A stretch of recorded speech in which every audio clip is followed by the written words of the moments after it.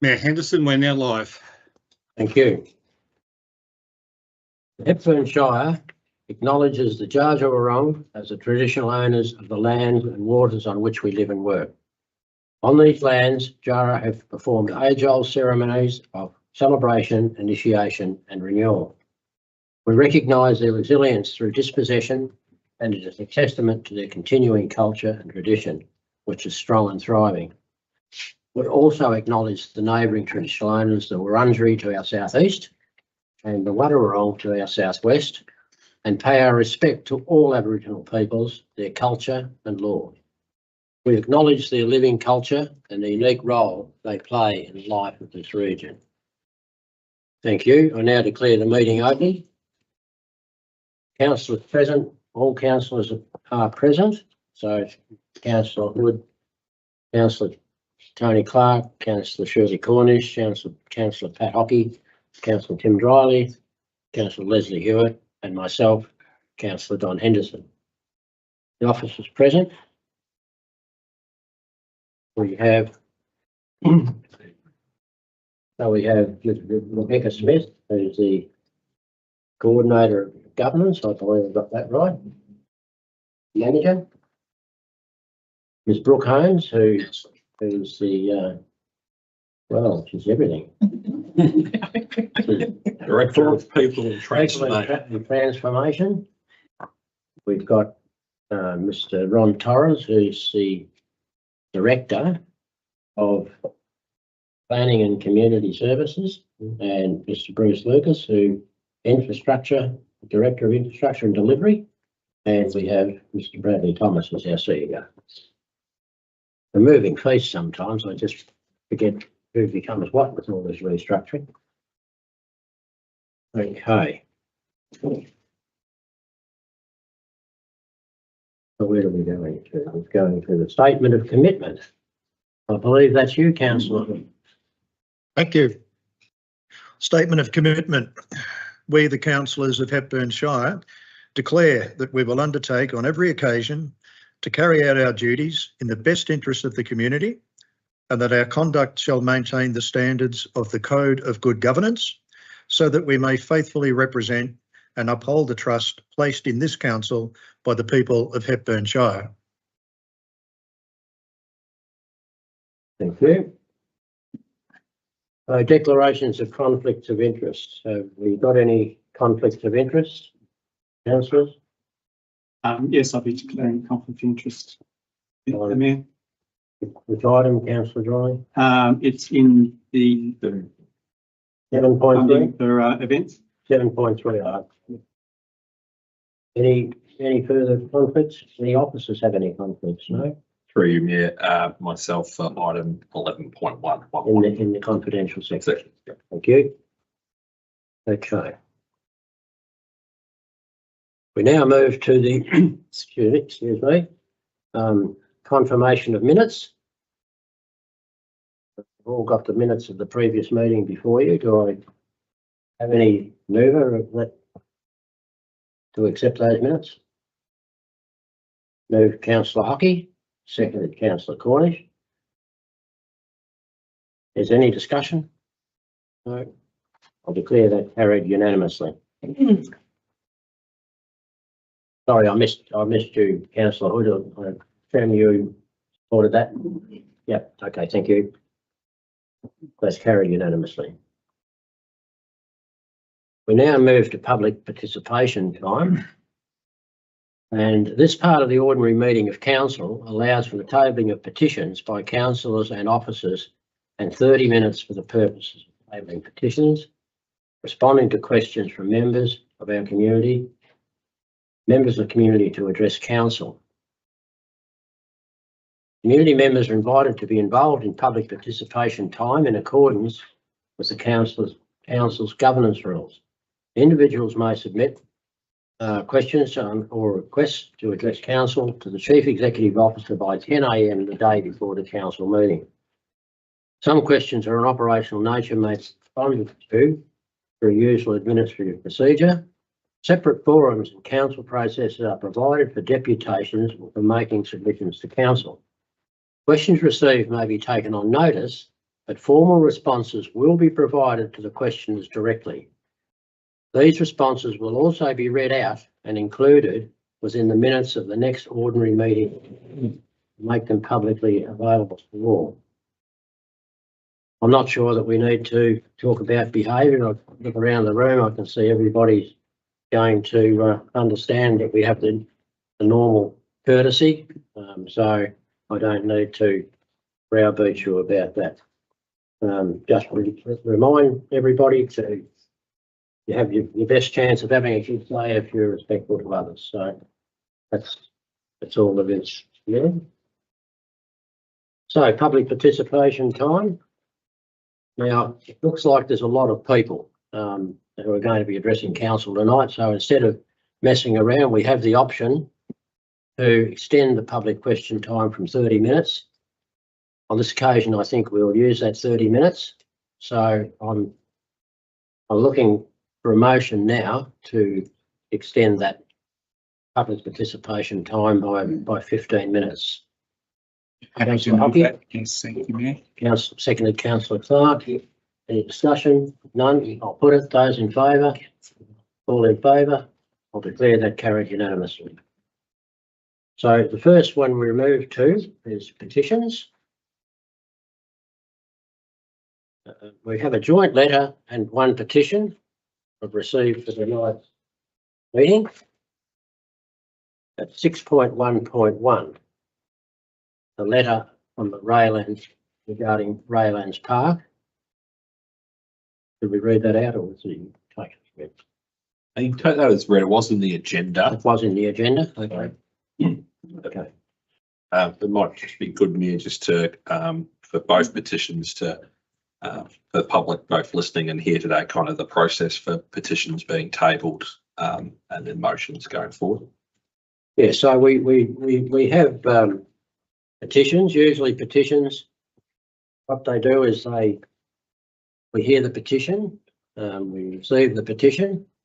We usually don't reject petitions. We receive the petition, and it then goes to be dealt with by the relevant area of council, be that come back to another meeting, depending upon what it is. It might be a petition that's being dealt with in another item later on in the agenda, in which case you might find that it gets dealt with pretty straight away.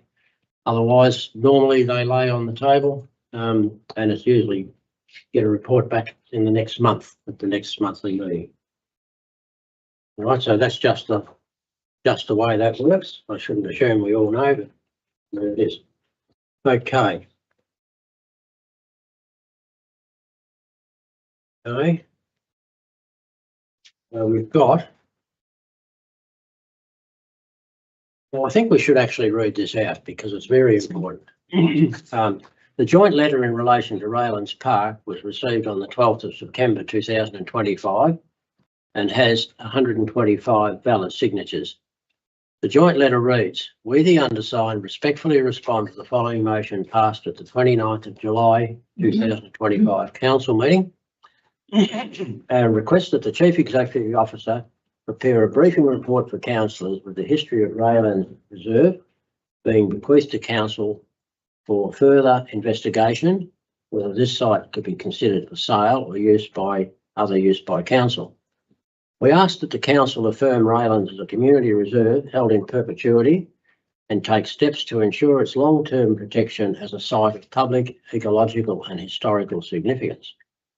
In support of this request, we have drafted the following motion for councillors to consider putting before council at its next meeting, which is this meeting. The council recognises that the land at 42 Raglan Street, Daylesford, known as Raylands Public Park, was bequeathed in 1982 to the citizens of the Daylesford for the use and benefit by former local Shire Councillor and Shire President Constance Bessie Ray, otherwise known as Betty Ray. Accordingly, in honour of this generous bequest, council formally resolves that 1, the land be held in perpetuity as a council asset on behalf of the community for their use and benefit. 2, the land will remain known as Raylands Public Park in perpetuity. 3, that the land be rezoned as a public park and recreation reserve, which the initial PPRZ in the planning scheme. I now have a motion before you that councillors, that council 1 receives the joint letter, 2 refers the matter to be considered at item 10.1 notice of motion tonight's agenda, and 3 provides a written response to the Friends of Raylands Park following tonight's council meeting. I'm looking for a motion, councillors. Just to remind you, we'll remove the motion and second it, and do then clarification of any issues. Sorry, that's 9.1. It is in there at 10.1, it's 9.1. But anyway, it'll be dealt with later in the meeting. So, councillors, I'm looking for motions. To move the recommendation. Thank you. Move, Councillor Hewitt. We've got a seconder. Receive the petition. This is to receive the submission. Oh, okay. Councillor Hood, seconded. Sorry, Councillor, I didn't see Councillor Hood. So that's seconded, Councillor Hood. Yes. Okay. So we now have the motion moved and seconded. Councillors, was just to receive the petition. So there shouldn't be any need for much discussion about that. So I'm going to put it. Those in favour? Those against? Declare that carried unanimously. So 6.1.2 is a petition, pedestrian safety and speed limits in Trentham. And we have the petition to address the speed and other road safety concerns in Trentham. Was received on the 22nd of September 2025 and has 219 valid signatures. The petition reads, the petitioners whose name, addresses and signatures appear here under petition the Hepburn Shire Council as follows: to address speed and safety concerns in Trentham as a matter of urgency, in particular to install pedestrian crossings in the civic retail section of High Street near the intersections with Cosmo Road and Market Street, and implement a consistent speed limit of 40 kilometres per hour across central Trentham. So that's the petition. Council have had a recommendation. The council receives and notes the petition, refers a request for pedestrian crossing on High Street, Trentham at the 40 kilometre speed hour limit across central Trentham. The acting manager operations to investigate and advises the head petitioner of this resolution. So have I got a mover? Move Councillor Hockey, seconded Councillor Hood. Councillors, all in favour? Those against? Declare that carried unanimously. We now move 6.2, requests to address council. 8 requests to address council have been received.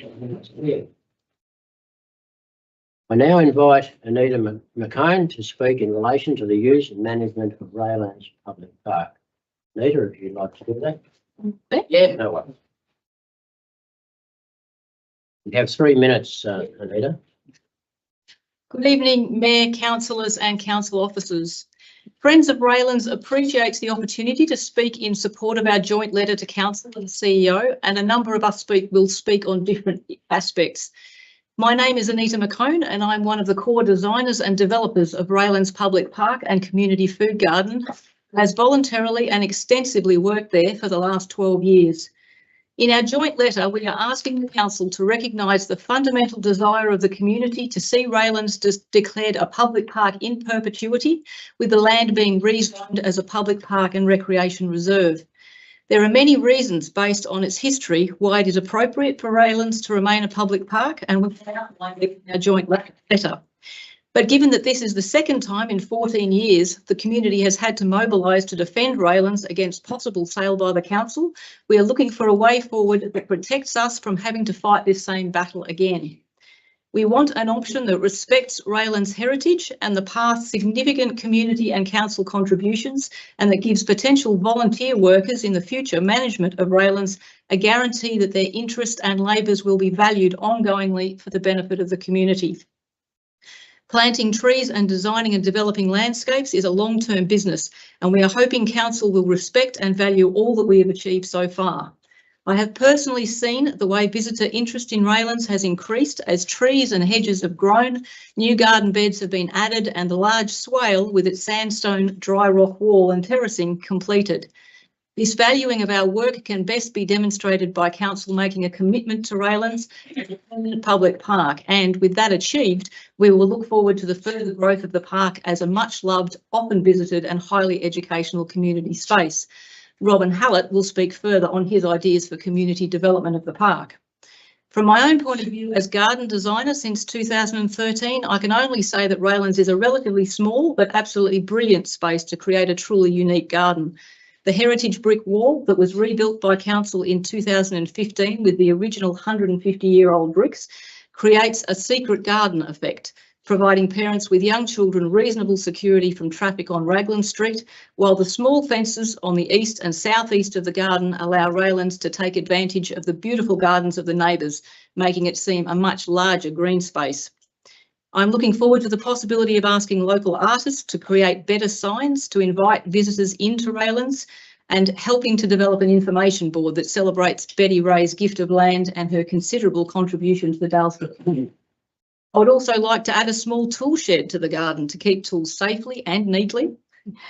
But these are things that will come to pass over time. At this time, I respectfully ask councillors to support the motion that will be put forward later in this meeting, asking the CEO to investigate what is necessary to make Raylands Public Park a permanent community asset.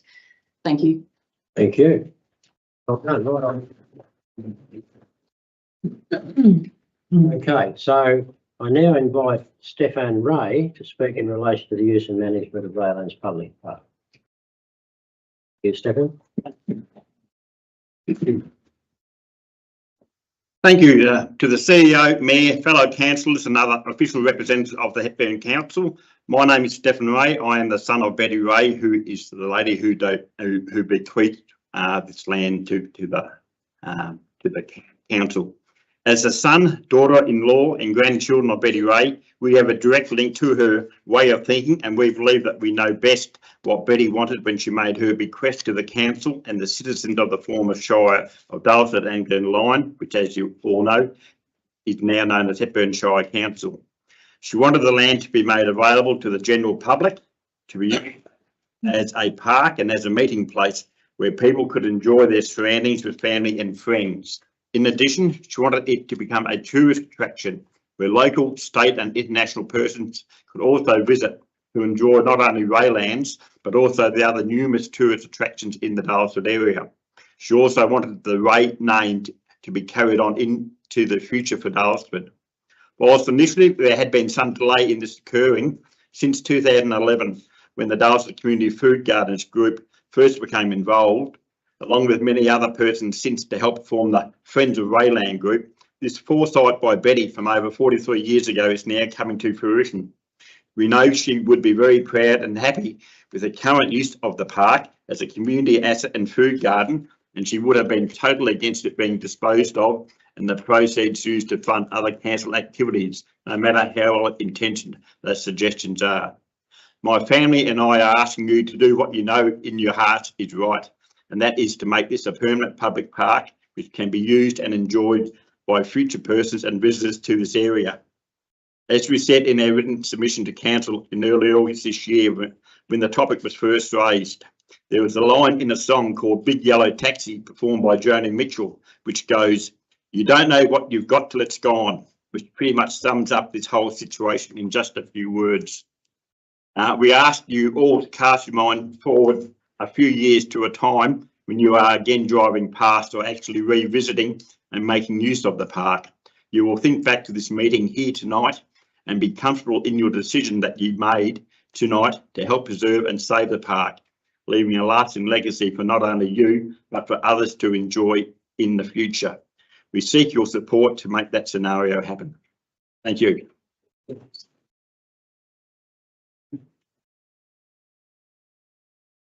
I now invite Heather Mutimer to speak in relation to the use and management of Raylands Public Park. Heather, thank you. Thank you, Mayor and councillors, for the opportunity to speak tonight. I'd just like to start by saying you all know that, of course, I've been a former councillor and mayor, but I've lived in Daylesford since the 1970s.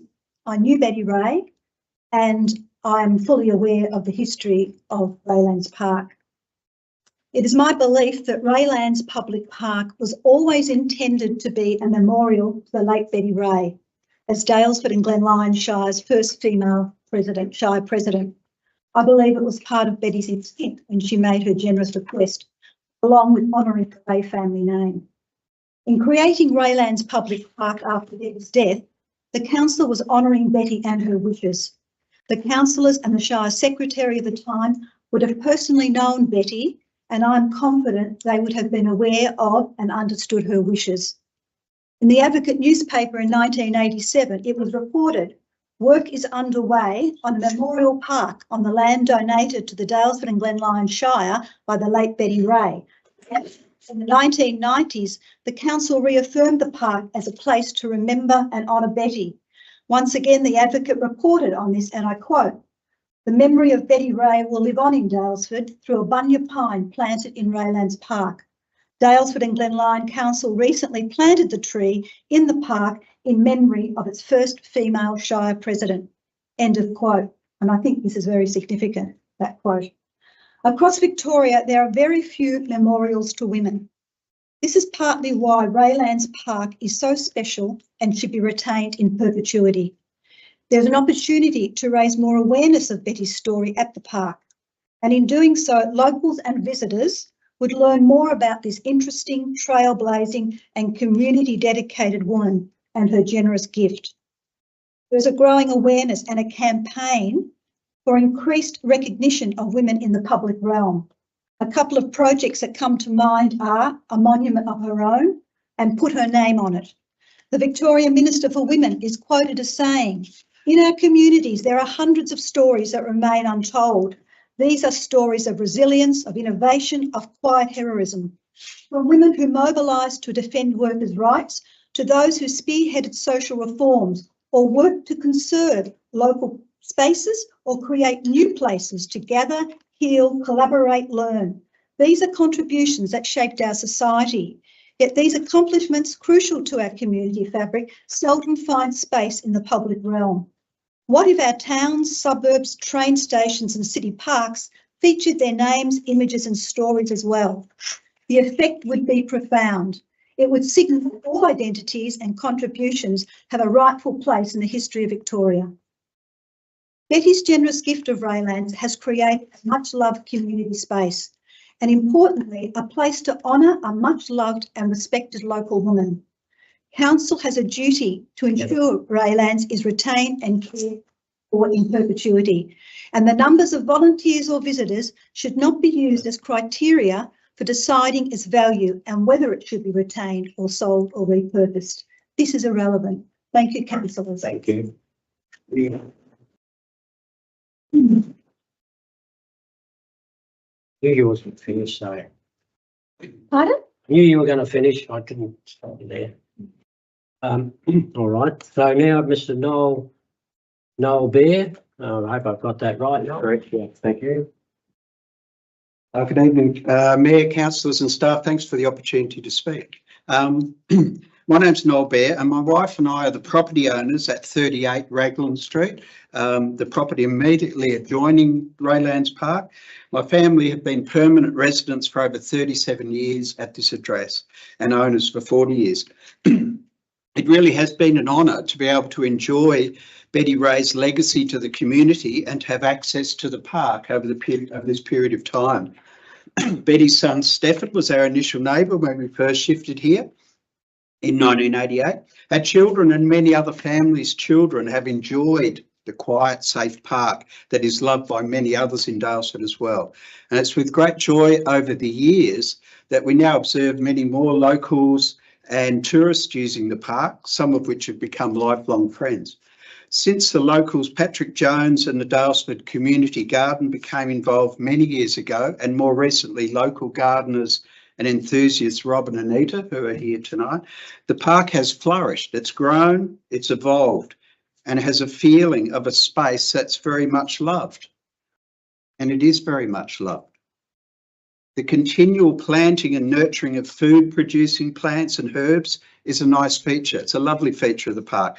And we see both locals and out-of-town visitors enjoying the fruits of their labour and Betty Ray's vision. Produce grown and currently harvested from the park include raspberries, cherry tomatoes, lettuces, parsley, nectarines, quinces, apples, mulberries, lavenders and rosemary, to name a few.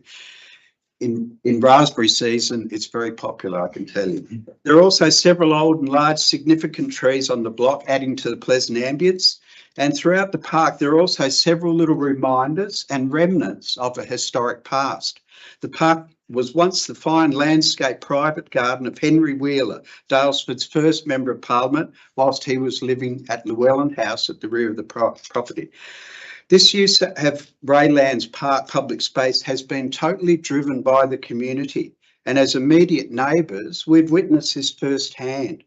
This is Betty Ray's vision and legacy at work, local ratepayers and people enjoying this space. An important point to remember in all of this is the respect for our public places, our public spaces that we should be maintaining. In that whilst it is a community owned and operated space, every single person, every single child and future children in the Shire have the right to access and enjoy the ownership and enjoyment of this public space. Not only that, every visitor to our town, whether they be from Melbourne, interstate, other regional areas, or from overseas, are able to enjoy this public ownership as well. This is simply the beauty of having lovely public spaces in what is a unique part of our town. Could you finish up? Yep. The thought of the Shire considering the sale is somewhat disturbing. I think with the continued growth that Daylesford is experiencing, these public spaces become more important in retaining a unique rural, regional experience for both visitors and locals. Thank you, Mr. Mayor. It's visual proof of the community and the public good at work. I hope the councillors present today value this as well and help to enable us to continue in the future. Thank you for your time. Hi, we now have, I think, Mr. Heller. Thank you. Mayor, councillors, officers, thank you very much. I'll be quite brief. I grew up here and my family, my two children have moved back here onto my parents' property. We're very avid gardeners. We heard about the Raylands Park. We've used it infrequently, but I've always enjoyed it. It's something in town the kids can play in. We just really enjoy the space. We came down and met this amazing team and we're really keen to get involved. We're really keen to garden. We're really keen to link the neighbourhood centre, the local high school, use the space, try and get some education in there. I've got experience in Melbourne in Bedford Park Community Garden. I designed and implemented that. It was about a 5-year project with another 2 years before it was fully funded. It was about a $250,000 project. It was quite extensive. Obviously, this already has all the infrastructure. It's really just about the community networking. That was a bare slate. I know how much work's involved. I know how complicated it is. My eldest is going to high school in 2 years. So I've got 2 years worth of connections, worth of discussions to try and develop something that will continue onwards into the future. It's very important for me that if I'm going to invest this time with the community members that I know, that we know it is going to stay apart. It would be intimidating to invest all of this energy and then have it sold. So that's why it's very important to me. Thank you very much.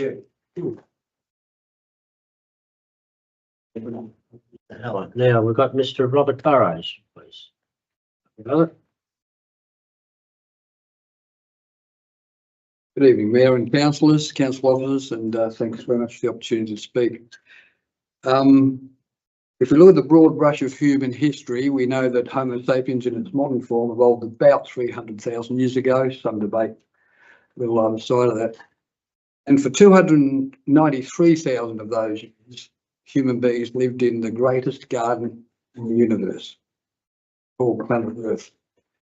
The human connection to nature is deep and profound, and of course, without nature, we can't survive.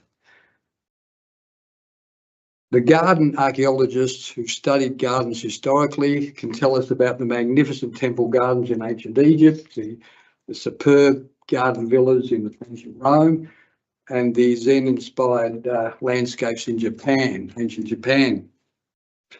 Gardens have always provided inspiration for humans. Why do I go to the park? I spend 6 or 5 days a week staring at a computer screen for 10 hours a day. 1 or 2 days a week I get to go to Raylands. It's beauty. I enjoy the chance to work with it, to develop the space in a way that the community can appreciate, and to watch it evolve. And on a good day, it's sunny, it's bright, the insects are out, the birds are out. Not a cold winter's day, Anita and I are there by ourselves wondering what the hell we're doing here. But we still love it and we still come.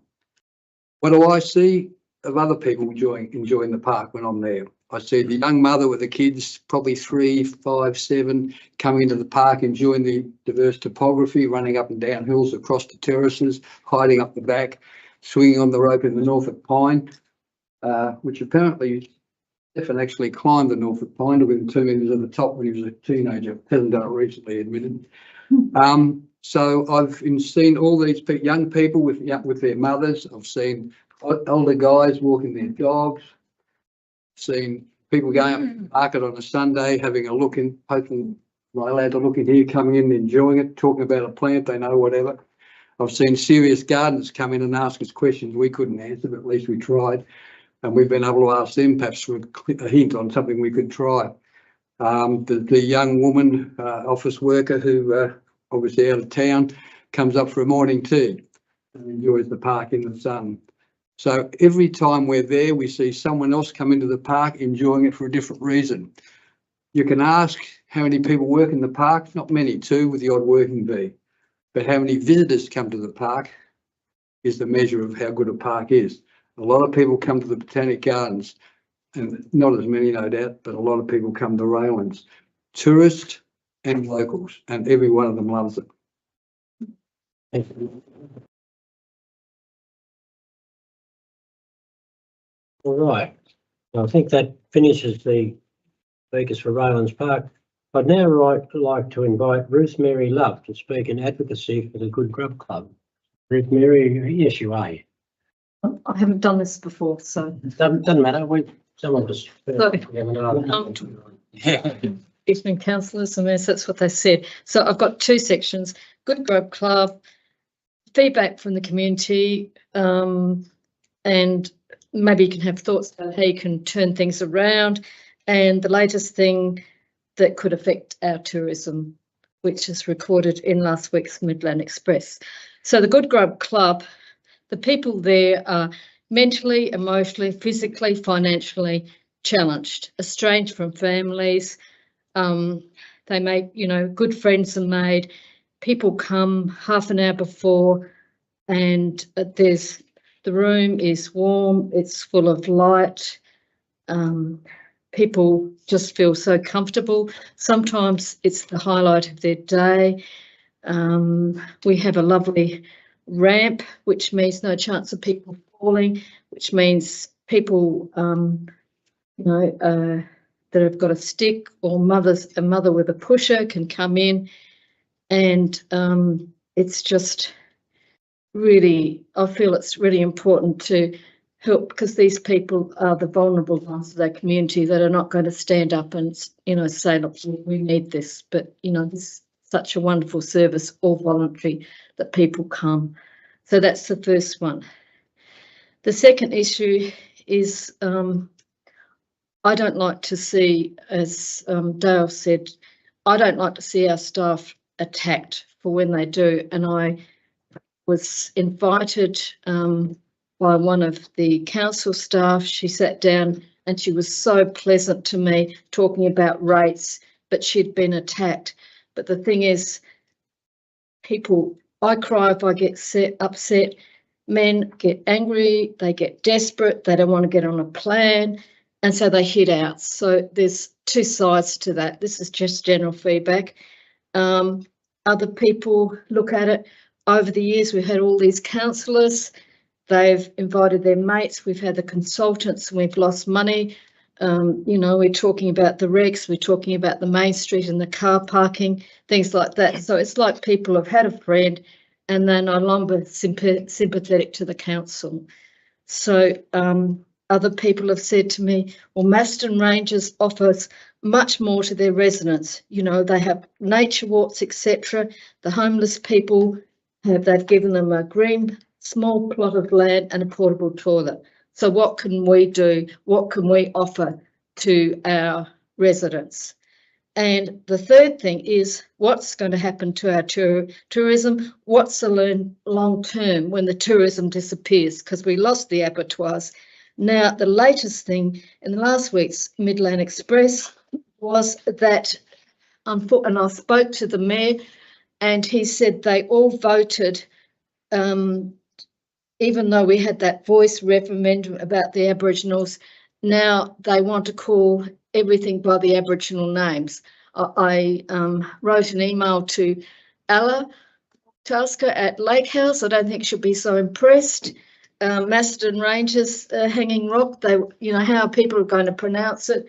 Or we're going to go to Lake Darlington. How are we going to pronounce that? So those are the long term. And I just want to know whether I've explained myself. That's enough. Yeah, that's right. And you, Okay, thank you. thank you.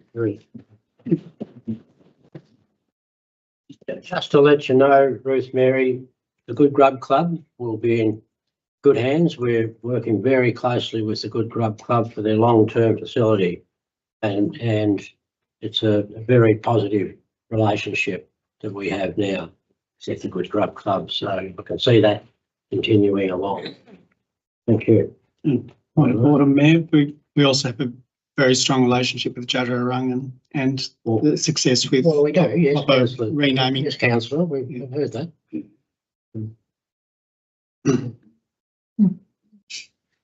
Okay. Now I've got Mark Myers from Cresfest. Tell us about the benefits of Cresfest to the community. You'll be speaking to the converted, probably not, but put it on, away we go. Yep. Well, thank you, Mayor and councillors and staff. Thank you for both the opportunity to speak tonight, but also for all the good work that you do for the community. As an organiser in the community, I can only imagine the huge time commitment your roles require. I imagine there's been an awful lot of phone calls and emails about this particular issue. So I'm speaking about the signature event status of Cresfest and the worrying report that appeared in the agenda papers that recommended it be downgraded. There are two major points I would like to address. First, the issue of signature event status for Cresfest. The second is what makes a community event significant. So first to the issue at hand. As outlined in an email I sent to all of you, the true attendance numbers for Cresfest 25 were actually over 8,000, far exceeding the 5,000 required for a signature event. The misunderstanding arises from the fact that our tickets are weekend passes, which give ticket holders 2.5 days of music at the festival. So our extensive surveying shows that most ticket holders attend the whole festival and visitors stay in the region for 2.9 days. So people come and stay in local accommodation. Clearly, we should have spelt this out in our report, but we imagined that this mode of event counting was generally understood and would be adopted by the council officers. So without wishing to labour the point, the only reason given in that report for revoking signature event status of Cresfest is the attendance figures. And I hope that reason will prevail in reconsidering the attendance numbers before you vote on signature event status for Cresfest. But while I have this opportunity, I'd also like to dig a bit deeper into what signature event status should really mean and how important it is to us. After Cresfest 24, the Ballarat Courier led with the headline, Cresfest, the best thing ever to happen to Cresfest. Now that might be hyperbole, but there is some truth in it. First up, there's the economic benefit. Over the 4 years of the festival, we calculate a total visitor spend of $2.4 million. That was up to 660,000 for the last festival. And they're conservative estimates. In addition, we spend 832,000 running the festival over those 4 years. In that time, the council has generously invested $38,500 in cash and kind, plus the time of Shire officers, which is much appreciated, and free use of the town hall. But really, we call that good value for money. Okay. But there's also social benefit. There's connectivity, there's music in the community, there's Creswick Choir, the Creswick Orchestra. So many of these benefit from, were either initiated by Cresfest or benefit from our support. And there's also pride in the community. Close to 200 people, and thank you, Don, but this is just one last important point. Close to 200 people volunteer for Cresfest, and they don't do it just for a free ticket. They do it because of pride in their community and what Cresfest does for the town. So restoring both the funding and signature event status for those reasons is very important to our local community. I thank you for the opportunity to address council, and if you have any questions, happy to answer. Thanks, Mark. Thank you.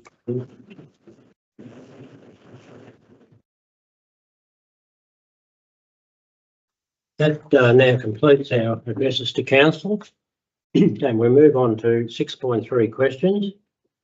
Now, what will happen is the questions will be read out by the CEO, and I will answer those with a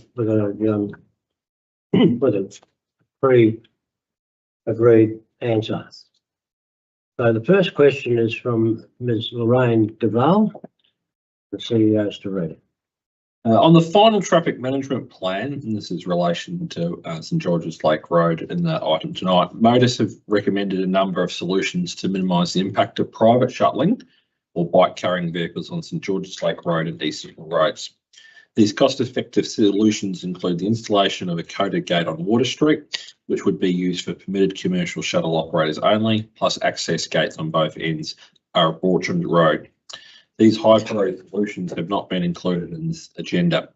We acknowledge the sealing of St George's Lake Road will help with the dust issue, but will not address the impact of bike-carrying shuttle vehicles on rate-paying residents. Our question to you, has council any intention of implementing these solutions by Modus to stop the private shuttling on St George's Lake Road? The traffic management plan created by Modus provides advice and options for consideration. Implementation of the full contingent of recommendation now is not possible due to funding constraints. Considering a staged implementation that allows for review of prior treatments and funding considerations is appropriate. The recommendations that are being considered for implementation by council tonight represent those that most directly address the concerns raised by the resident group and through the community engagement. The access gate on Water Street was not well received in community engagement, with concerns raised about public access for recreational activities, emergency access in events of flooding, and general safety and amenity. All responses have been considered in the recommended initial works, and council is not outright rejecting any of the recommendations for further consideration.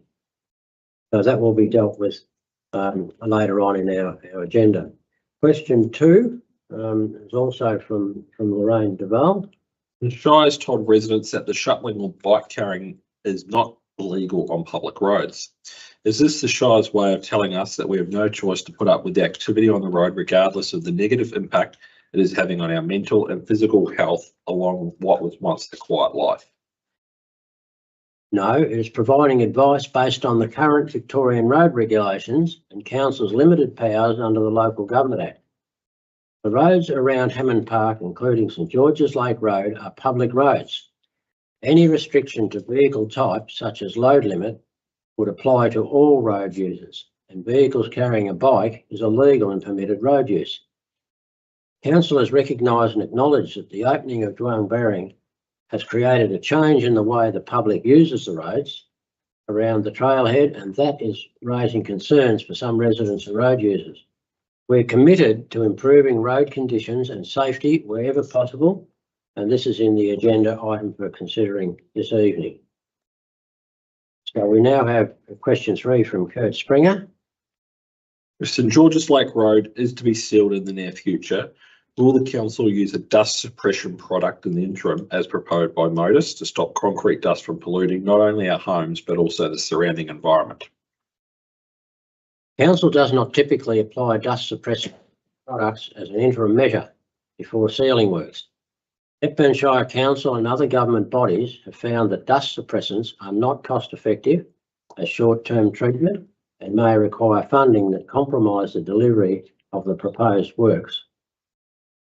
Question 4. Question 4, yeah. Kurt, a number of alternative shuttling routes were submitted by the rate-paying residents to Modus, but nothing has been mentioned in either the draft management plan or council's agenda to address this. Why hasn't an alternative shuttling route been considered as part of the solution to minimise the impact of increased vehicle movements in the Eastern Hill community? Right, so several shuttling routes, including those submitted by residents, have been considered by council and Modus. None of these routes could be recommended for use due to a range of reasons, including not being public roads, roads not being constructed,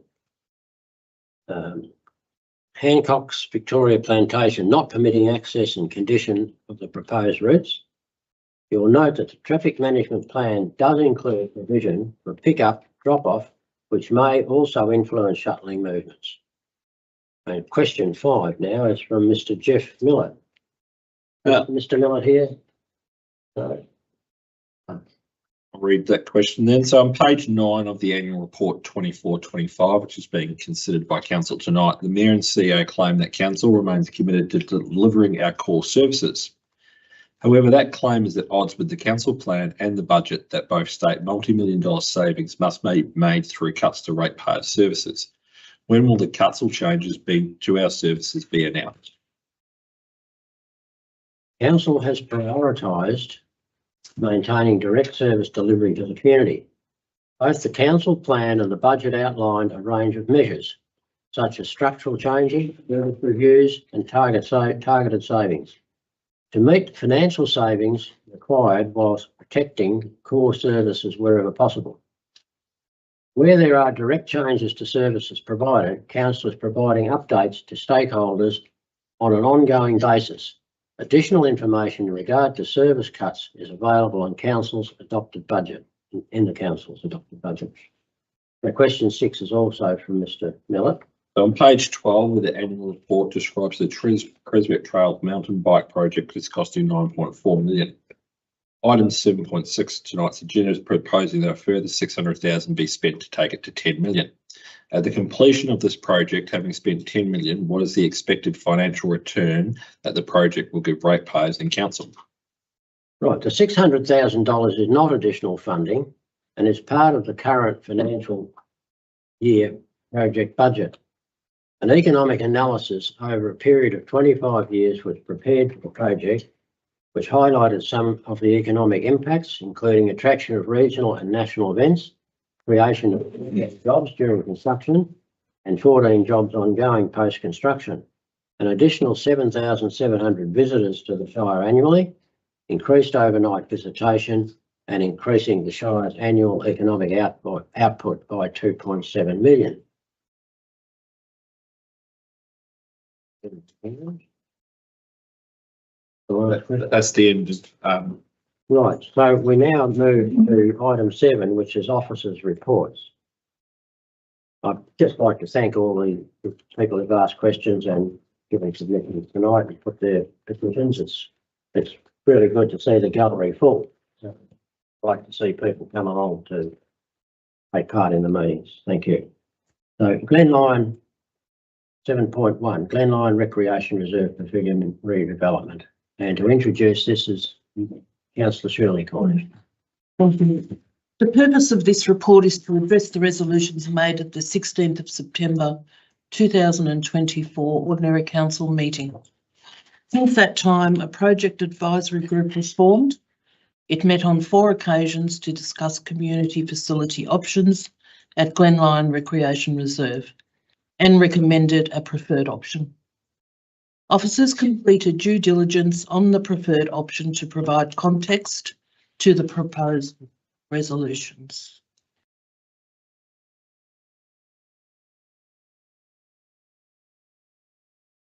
Thank you, councillor Cornish. Councillors, I have a resolution here. That Council 1 acknowledges the work done and the recommendations provided by the project advisory group. 2, varies the scope of the Glenlyon Recreation Reserve Pavilion redevelopment project to be a renovation and renewal of the existing pavilion instead of construction of a new pavilion.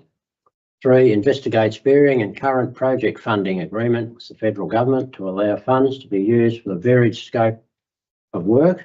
And 4, develops a funding strategy for the design and delivery of a varied scope of work.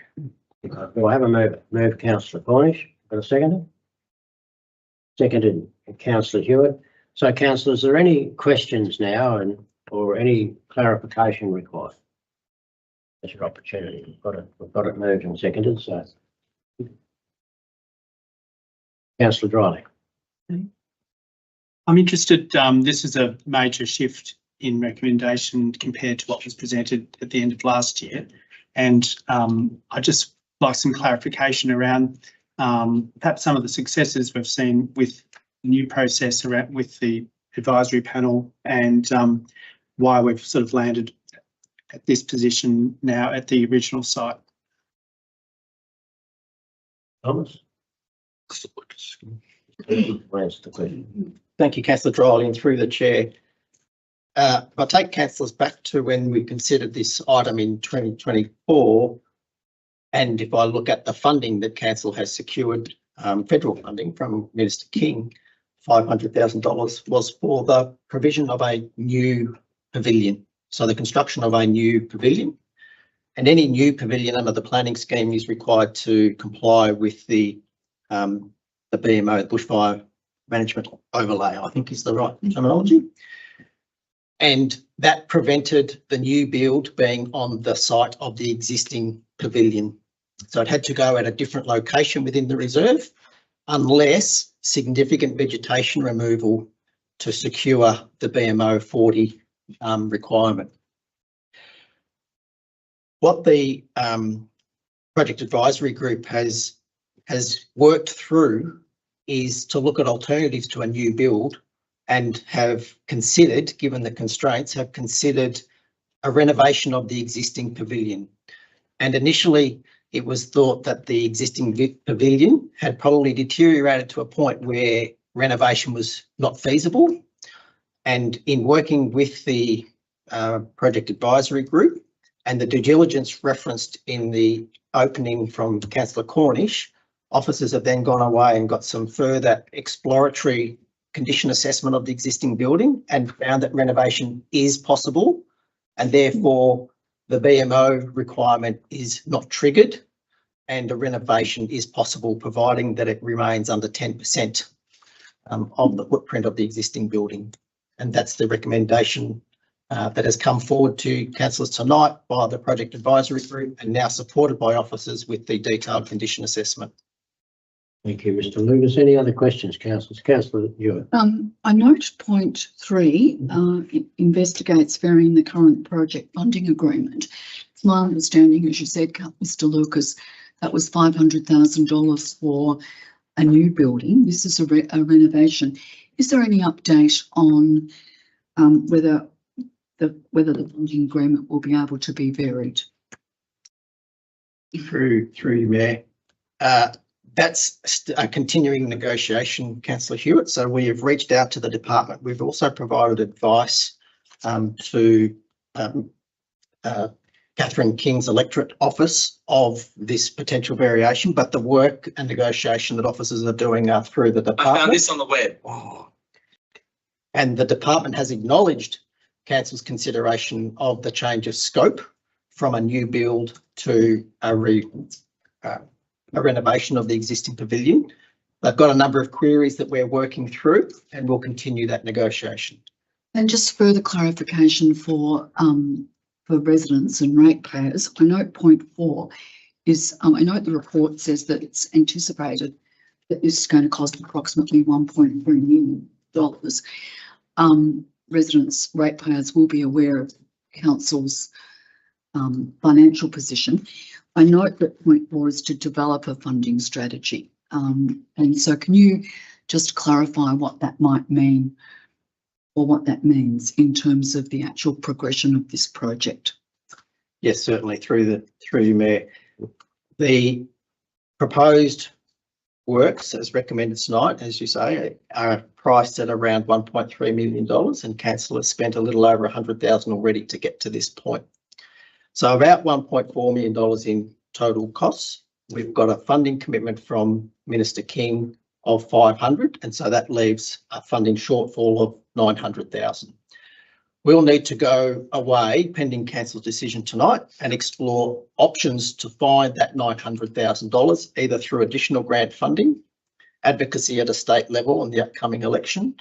Of course, it is designated as a Mineral Springs Reserve, so it would be eligible for consideration for funding from the Mineral Springs Financial Reserve that council has, noting that in the current budget year, that financial reserve is at a zero balance, so that would need to be a consideration longer term. But we would need to come up with a strategy to find the $900,000 in order to deliver the works that are being considered. Thank you. Any other questions, councillors? If there are no other questions, I'll invite Councillor Cornish to speak to our motion. Thank you. Yes, I was the chairperson of the project advisory group. We sat 4 times, and every person in that group had a fairly open mind. Some had closed minds that they wanted the existing pavilion renovated, but we needed to do our due diligence, which we did. There were pros and cons that were discussed, and it was all very sensible and reasonable.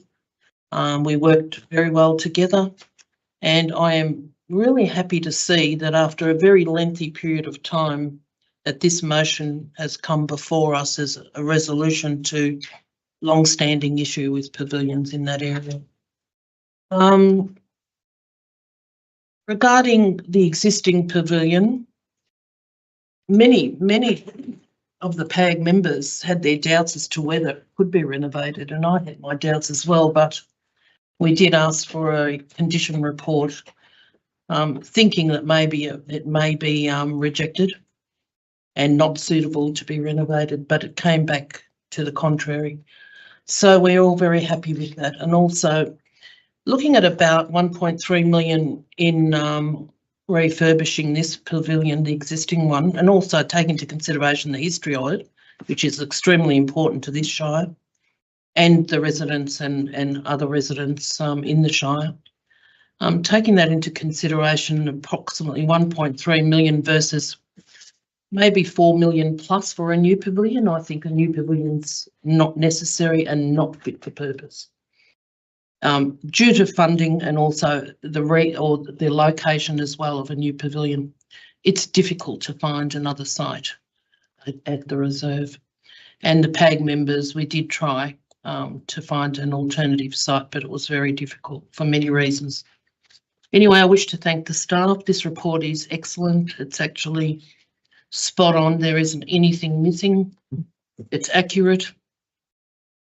The project advisory group are very happy with it. They've read the report. I've had some feedback, and I am very proud to put this to council for a decision. Thank you, Councillor Cornish. Councillor Ewart. Yes, I would like to support Councillor Cornish and this motion. It has been a long process, and I, like Councillor Cornish, I thank the PAG members and the officers who did consider all the alternatives and did do their due diligence. I think I also need to mention I was at the Glenline Recreation Reserve annual general meeting last Wednesday night, and I think we should also acknowledge the work that Councillor Cornish did in chairing the committee. It was universally acknowledged and appreciated by the PAG members who were there. And I would understand that it wasn't an easy task. And I think the community of Glen Lyon and our fellow councillors owe, as well as the PAG and as well as the officers, need to acknowledge Councillor Cornish's chairing in that. So I would just like to say that and support the recommendation. Thank you, Councillor. Any other councillors?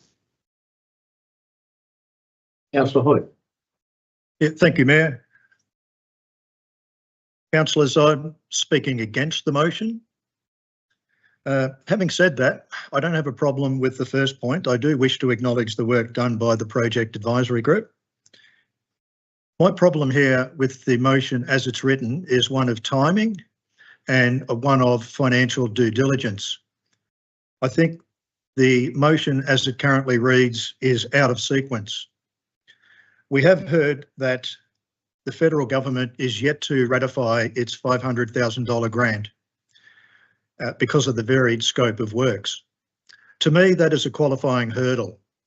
The first step that we should be taking is to determine whether or not the federal government still will contribute $500,000.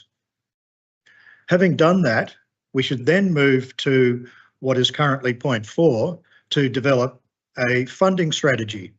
Because as Mr. Lucas has just correctly pointed out, this $1.3 million project will need $800,000 of council funding on the proviso that the federal government sticks with their $500,000 grant. Where is council's $800,000 going to come from? Well, the report contemplates that it'll come from the Mineral Springs Reserve. Well, I do note that the audited financial statements before us show that the Mineral Springs Reserve at 30th of June has a balance of only $314,000, and that the 25-26 budget will take that reserve to a nil balance, fully extinguished by 30 June 26. So using that reserve seems to be highly problematic to me. And obviously it would be wise to develop a funding strategy, so that should be step 2.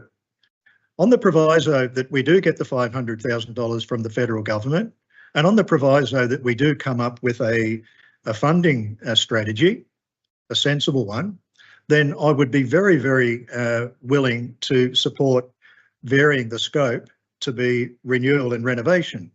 So there's a step process to be followed here. It would not be responsible tonight, right now, with so many unknown questions on grant funding and the funding program, to resolve to commit to varying this. We need to get the finances sorted out first before resolving to enter into an unfunded project. So it's one of timing and financial issues. I don't doubt at all the PAG's recommendation. Given the timing and funding is right, I'd be quite happy to support the renewal and renovation, but I think we need to take a different approach to this. Thank you, Councillor Hood. Any other councillor? Councillor Dryling. Yes, I'm hearing Councillor Hood on this, that certainly there's some questions around how this project's going to be funded in the long term. I think the issue is long term, and that's how I'd see this project, is that it's not necessarily going to happen in the next 2 years. But I think the way that the motion's worded, it's sufficient to capture the anomalies that Councillor Hood's talking about around the federal government variance to the agreement. And if that doesn't happen, then there will need to be a change of scope, or it would need to come back. So I think I would also like to highlight the good work of the PAG and the importance of community processes such as advisory groups, and the success we've seen of late, in particular around those processes that empower local people to really have a voice through these processes, and to be able to shift decision making when it's appropriate. And you know, these particular groups haven't necessarily seen eye to eye throughout this process, and there has been some considerable division on this project in the past. And it's good to see this come to us now, that in a much more complete sort of and agreed form from the community. And I'm supportive of it as it is to go forward to develop the next stage as written. Thank you. Councillor Dryley, councillor. No other councillor. I invite Councillor Cornish to close the debate for the right of reply. Thank you. Yeah, thank you. One of the most important considerations with this particular project is that the community have a position and also know what's going to happen in the future. And if nothing else, that is exactly what this is doing. We now have a position. And that was a big question mark on the community of Glen Lyon. And that was a very big hurdle to get over, because in not having a position, a lot of other variables come in. And there's opposing groups, there's people that oppose, people that support. We've had to get around all of that. So I'm very proud we have a position. As far as the Mineral Springs Reserve Fund, I've done a bit of work on that as well. That reserve fund is usually a very healthy fund, but for confidential reasons, I cannot state why it is not a healthy fund right now. So, but it will be. It does attract a very good amount of revenue. There is no time limit or time that this project needs to be completed in this motion. So it can take as long as council needs it to take. So it's not committing council to any particular time, but we now have a position and we're moving forward with a project that's viable and most importantly, fit for purpose. We could have gone down and taken Catherine King's 500,000 and put it towards a new pavilion. But we'd have to find another 3.5 odd million on top of that. That's where I say it is not fit for purpose, and it is a financial strain, would be a huge financial strain on this council at this point in time and in the next couple of years. So in closing, I don't have anything much else to say except that we have a position. There is no commitment to a commencement time. We do have some ideas about that, but we're very flexible and we will do this one day, but we have a position. So thank you. Thank you, Councillor Cornish. The debate's now closed on that, so I'm going to put it, those in favour of the motion. That's Councillor Clark, Councillor Cornish, Councillor Hockey, Councillor Dryley, Councillor Hewitt and Councillor Henderson. Against? Councillor Hood. Division, please. Councillor Cornish has called a division. Those in favour? That's Councillor Clark, Councillor Cornish, Councillor Hockey, Councillor Dryley, Councillor Hewitt, myself, Councillor Henderson. Those against? Councillor Hood. Thank you. I declare the motion carried. Now move to 7.2, which is Joang Bearing Traffic Management Plan, and that's Director of Infrastructure and Delivery, and introduced by Mr. Pat Hockey, Councillor Pat Hockey. Thank you, Mr. Mayor. Following the successful opening of the Joang Bearing Trails Network, a number of unintended and unfortunate traffic impacts have been experienced within the nearby residential areas. In response, Council commissioned a traffic engineering firm to undertake an independent assessment of the area and prepare a traffic management plan for the precinct. This report, therefore, provides an overview of the background, draft plan and proposed treatments, along with a recommended implementation and a funding strategy. Thank you, Mr. Mayor. Thank you, Councillor Hockey. We have the resolution before us here. Councillors, I take it you've all read it and understand it, so I'm looking for a motion. Councillor Driley, recommendation? Move the recommended. The recommendation. Any other councillor? Councillor Hewitt, the seconder. Councillors, any questions? Before we debate the matter. Councillor Clark. Yeah, just a question through the chair. In terms of the proposal that's been put forward, in terms of the recommendation to adopt the plan, what sort of timeframe, once adopted, what would be the anticipated timeframe to commencement of works? Through the chair, the proposed stage 1, should council support the stage 1 works this evening, the major component of that is the upgrade and sealing of St George's Lake Road itself and some intersection works, again at St George's Lake Road. And those works would be undertaken, or detailed design and the like would start immediately. Construction is likely to be March, April 2026 timeframe. Thank you. Any other councillor? Councillor Hood. Yeah, thank you, Mayor. Question on financial implications. I'm looking at page 20. The report indicates that this is proposing carrying forward $600,000 from last financial year into this financial year. I get that, but it goes on to say that it's further recommending that grant funding be sought to supplement that budget. So my question is, how much additional grant funding are we looking to secure? And that infers that the cost of works is something greater than $600,000. Otherwise, we wouldn't be looking for supplementary grant funding.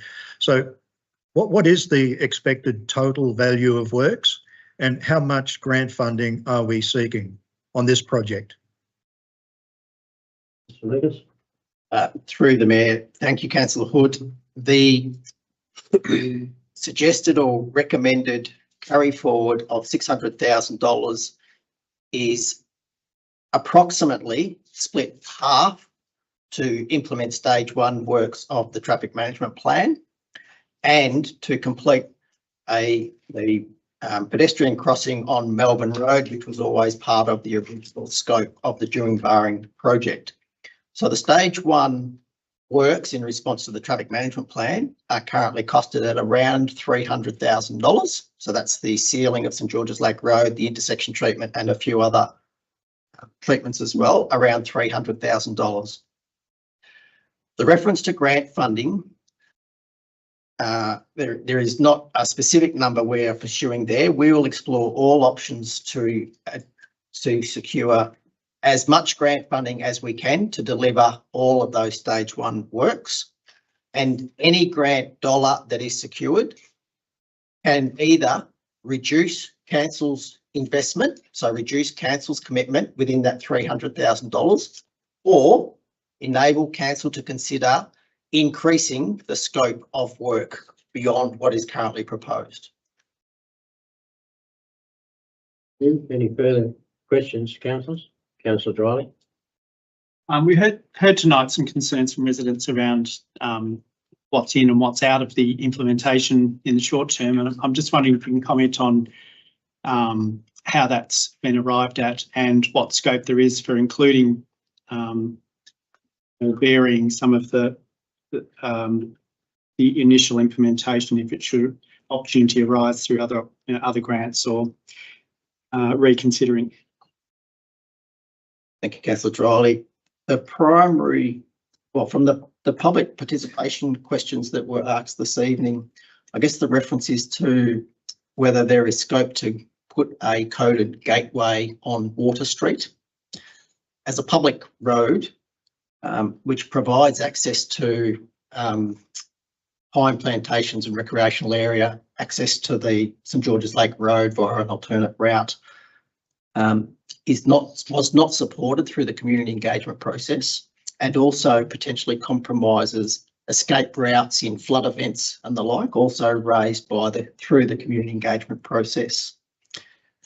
There was also a reference to installing gateways on Arboretum Road, I think it was, which is not a council managed road. It's actually under the control and management of Hancock Victoria Plantations.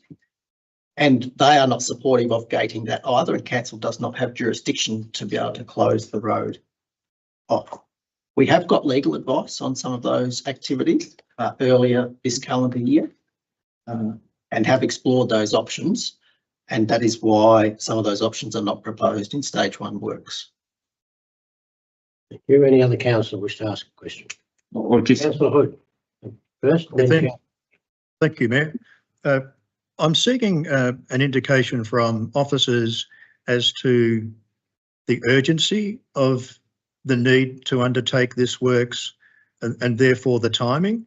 And I'm asking the question in the context that council has committed to undertaking a mid-year budget review. What is it that makes these particular works more urgent, that they need to be considered ahead of that review? Through the Mayor, thank you, Councillor Hood. The urgency, I think, is one of a moral obligation. So council has invested significantly and established or created a hugely successful mountain bike trails network in Creswick, and successful beyond probably what we expected it to be. And whilst you might argue that the traffic volumes now being encountered on St George's Lake Road are reasonable, you cannot argue with the fact that they are significantly different and have significantly increased beyond what they were prior to that project. So I talked about on weekends traffic volumes of, I can't remember the numbers off the top of my head, 100 odd vehicles, and now sort of up towards 400 vehicles a day. And the impact on local amenity and the residents in that area is significant. And therefore, I think council has a moral obligation to respond to that, and we're proposing that it be funded through the savings of the Juan-Barring project overall. Yeah, Bobby. So thank you, Mayor, through you. Just to that point about these items, the access gates at Arboretum Road and Water Street, so they still appear in the medium-term outcomes. So are they to be revisited at some point before final consideration? Or? So through the Mayor, we have not committed to delivering the medium and longer term stage works. What we're asking council to consider tonight is the stage 1 implementation, and we will continue to explore options around how those medium and longer term initiatives can be achieved, or in fact, even if they are needing to be achieved, after assessing the outcome and the impact of stage 1 works. So what officers are proposing is a staged implementation that then assesses the success of that stage 1 work and whether it then diminishes the need for future work, or in fact confirms the need for future work, and then how that might be achieved. Any further questions, councillor? Councillor Dryling. Coming back to funding again, it's a significant additional amount of funds to be spending on this project, and given the very large cost to our communities with the increase in the budget for this project over several years, and given the significant maintenance costs that we've seen over winter, I'm wondering, how does this additional spend sort of fit within the larger project and our spending of funds more generally around priorities? I mean, the project has been delivered with a just over $1.2 million saving on the budget allocation, and I do note within that there is $300,000 still to deliver the Melbourne Road crossing, which was always part of the original scope. What we're asking council to consider is that allocating some of that saving to the tune of $300,000 to then enable the stage 1 works to be delivered, given it is a direct result of the Juan-Barring project and the success of that project. With regards to the annual maintenance and the periodic maintenance that is required, that is as expected and was always needed. You don't build a new building or a major mountain bike facility without significant ongoing annual maintenance investment. Thank you. Any other councillor? No other councillors? Mover? Speak to the motion. I'd just like to thank all involved to get this particular document to us. It has been quite a vexed situation for a group of residents and quite an outstanding sort of item in terms of how to work through this process in a equitable and sort of successful community engaged way. And I'd just like to thank officers for the way they've actually approached this with this particular group, because I think it's been quite a successful engagement. And the report itself has responded in, by and large to those concerns within the boundaries of what's achievable at this point in time.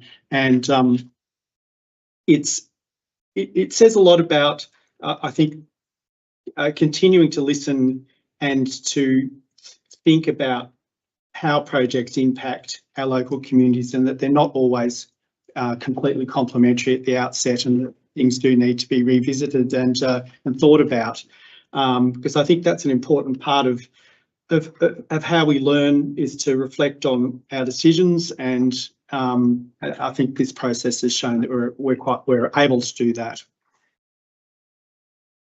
Thank you, Councillor Drolly. The second I want to.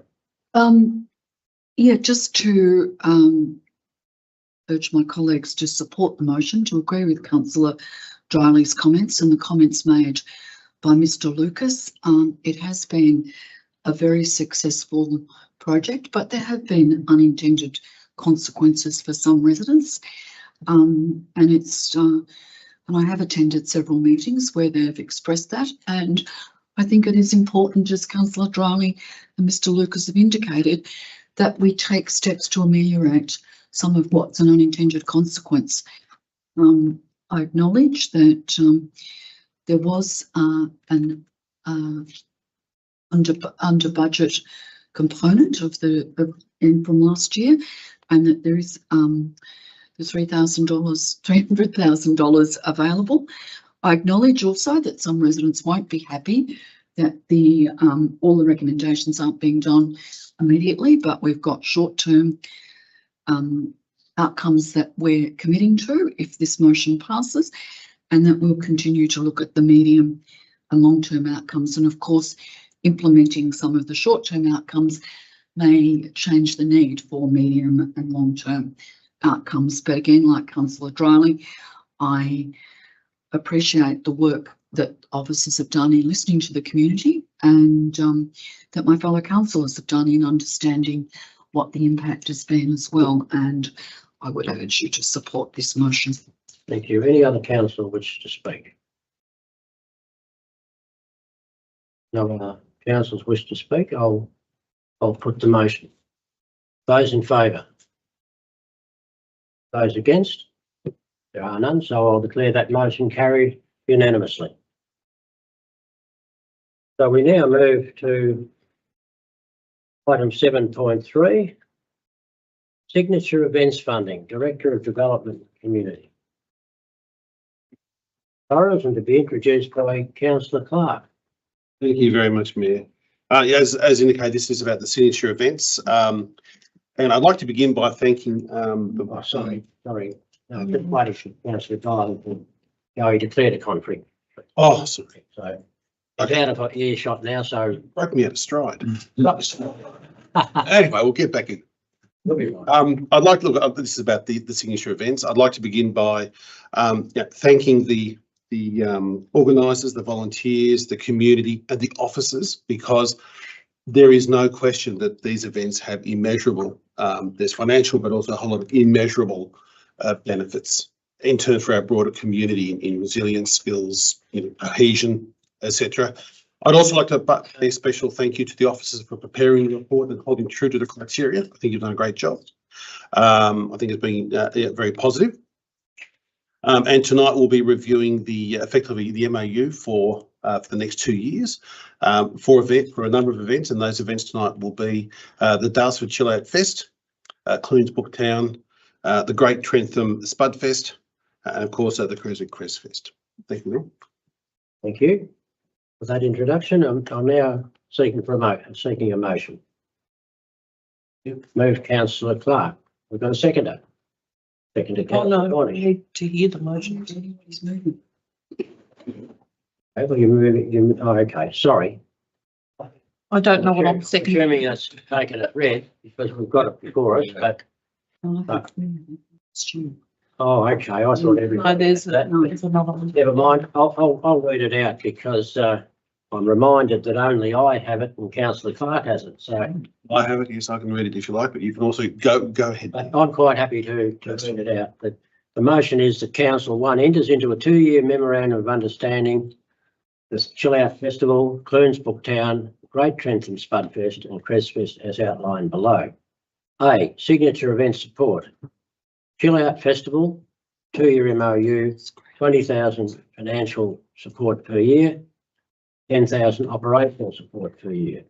Clunes Booktown, 2-year MOU, $16,000 financial support per year, 7,500 operational support per year. Great Trentham Spudfest, 2-year MOU, 16,000 financial support per year, 7,500 operational support per year. Crestfest, 2-year MOU, $10,000 support per year and $6,000 operational support per year, and directs the Chief Executive Officer to undertake a review of signature event funding criteria and report to Council by September 2026, noting that assessment criteria will be reviewed and explore the principle of how economic sustainability can be integrated into future funding. So there's the event. I move councillor Clark. We have a seconder, councillor Cornish. Councillor Clark, you wish to speak to your motion? Yes, thank you, Mayor. And you know, there's I think everyone's aware. You know, this. Well, sorry, I could ask if there's any questions. I should have asked. Yeah, I think questions first, and then we'll. Yeah. Any questions, councillor Cornish? We've had some discussion about how council can assist Crestfest with accommodation issues, because that's one of its problem areas. I mean, there are host families, there is some accommodation in Creswick, and I will be a host family too next time. But what can we do as a council, especially considering camping opportunities? What have we done and what can we do in the future to assist Crestfest? Okay. Through the chair, thanks for your question, Councillor Cornish. Accommodation for any event is an important component, and that is fully understood by council officers.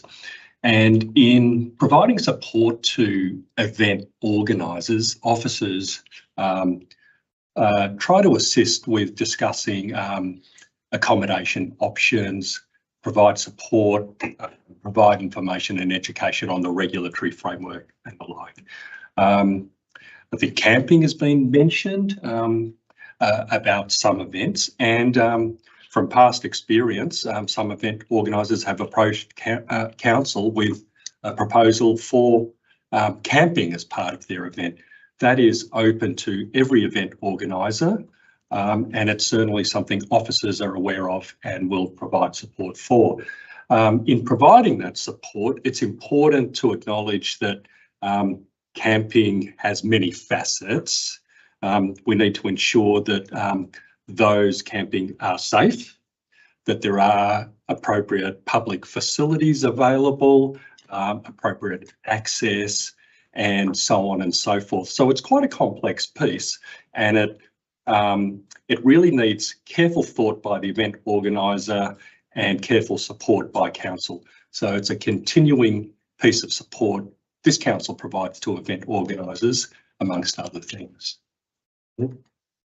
Any other questions? There are no other questions. Councillor Clark. Thank you very much. And so just speaking in support of this motion, again, just to reiterate, thanking the work of the officers. I mean, what they do, not only in the work of preparing this report, but also in their ongoing support of these events, and clearly their success wouldn't be anywhere near the success it is without that. I think, however, in noting the report, I think there are some mitigating circumstances to be mindful of, particularly around the CresFest funding. Our events need nurturing, and certainly I think, the 3 years is a new event. I think there's some opportunity there, to extend that time to enable that lifting and that real embedding of what's going and growing. And I think another thing, and I think the important part about the second part of the motion, which is about that review, because I think it is important that we actually look at that criteria, and basically have a really good look at how it actually works, making sure that we're looking at apples for apples. And I think there's some opportunities there to improve and lift. And I also think there does need to be a concerted effort working. How do we actually work together, both as a Shire and as community organisations, to work out to achieve financial independence and sustainability, so that we can, one day, the events themselves can be independent, which is positive. And also, number two, that we as a council will then have additional funds to invest in other new and emerging events as well. So I would commend this motion to all my councillors, and hope we will receive your support. Thank you. Thank you, Councillor Clark. Councillor Forrest. I think it's important to note, I think Councillor Clark did touch on it.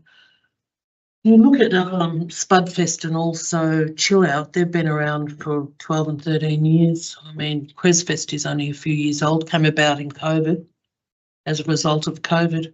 It hasn't been given a chance. It needs some assistance, some guidance in certain areas, and it needs accommodation, an improvement of accommodation status there in Creswick and surrounding areas.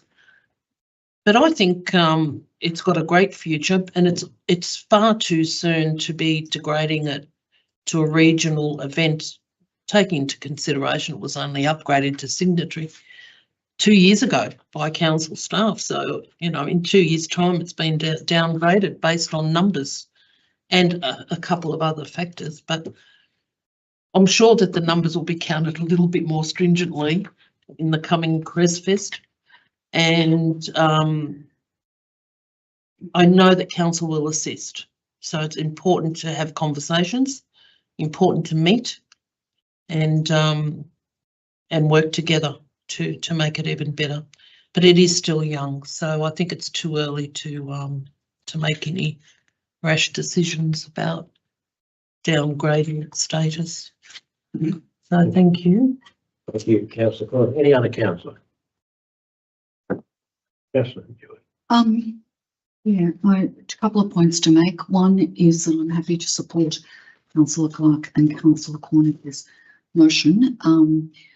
I think it's important to take a Shire-wide view and there's 4 major towns in the Shire, and I think it's an economic benefit to have signature events and the status of signature events in each of those towns. I accept Mr. Myers' comments that there was some misunderstanding about the calculation of figures, and acknowledge that the officer's recommendation was based on that, and that was appropriate given that, but also accept that that was not a realistic interpretation of what the numbers actually were. It is Chill Out's 29th year next year, so it has been a long time. Yeah. I do remember back when it started, and a family member of mine made 500 muffins to sell up at Victoria Park, and that was enough. So festivals do grow and they do contribute economic benefit, and we've seen that with Chill Out, Booktown, and more recently Spudfest. And so I would look forward to that happening with CresFest as well, with the support and particularly the impressive number of volunteers that that that are provided there. So I'm happy to support that, the recommendation, the nomination. Any other councillor? There are no other councillors. I'm going to put that. Those in favour? Councillor Clark, Councillor Hood, Councillor Cornish, Councillor Hockey, Councillor Hewitt and myself, Councillor Henderson. I declare that carried unanimously. Thank you.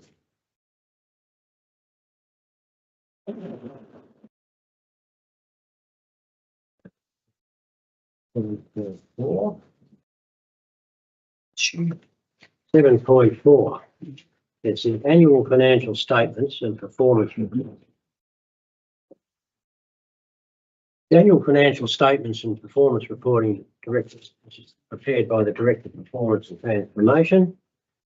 And the annual financial statements and performance statements are based on a modelled set of statements determined by state government, where appropriate council included additional disclosures. Statements have received material audit clearance from VAGO, which is Victorian Auditor General's Office, and have been finalised to a stage where draft statements are presented for council consideration, as changes are expected to be only minimal. Details of the report are included in the key issues section that details council's performance.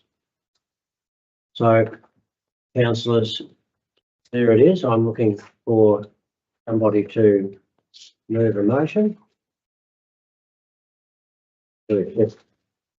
One, that council receives and notes and adopts in principle the financial statements and performance statement for the year ended 30th of June 2025. Notes that minor changes may be made to the statements as recommended by auditors and that material change was recorded to councillors. And 3, notes once the final statements have been certified and the statements auditors reports are received from the Victorian Auditor General's Office, they will form part of the council's annual report, which will be communicated to community stakeholders. So I'm looking for a motion, councillors. Councillor Hood, you wish to move? I wish to move the officer's recommendation as you just read out. Thank you, Councillor Hood. We've got a seconder? Seconded, Councillor Hewitt. Any questions, councillors? Clarification?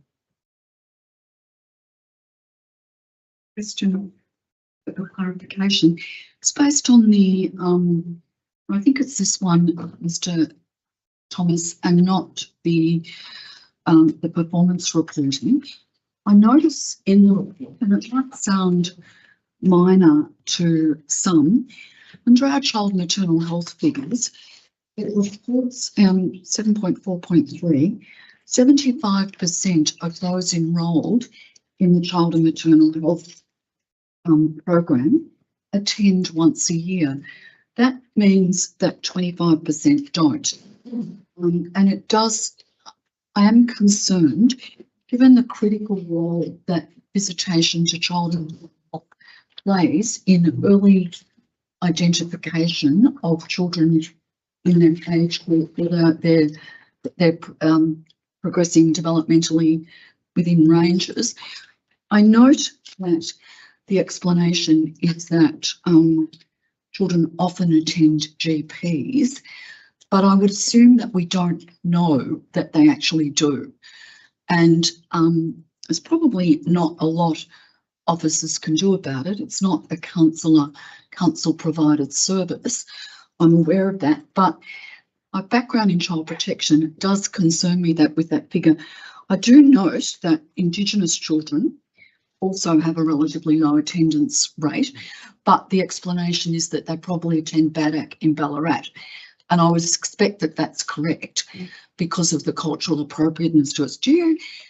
Maybe you need to take it on notice, but it does concern me that 25% of our children don't have a follow-up there, when we know that the level of developmental delay in our under fives and our primary years students is there's more developmental delay across the 5 domains in the kids in Hepburn Shire than there are in the statewide average. So it's an issue for me. Thank you, Councillor. Happy to answer it as best as possible. You're absolutely right. And then it's a really similar, it's a little bit lower than in previous years, but even in last year it was around 80%. So still that 20%. Absolutely. So Central Highlands Rural Health provide the service, and we discuss this on a regular basis for them.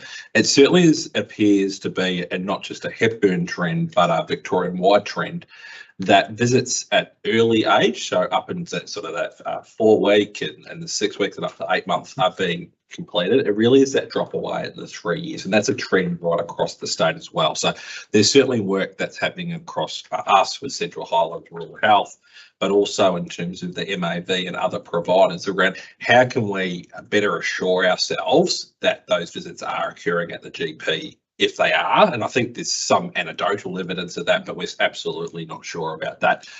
So yeah, not a particular item that we're sort of fixing as a Hepburn item, but something that we're certainly advocating around. How can there be better checks and balances, particularly with statewide data, with GP data and maternal and child health? Can they talk to each other a little bit better moving forward? So there's certainly continued work happening in that space.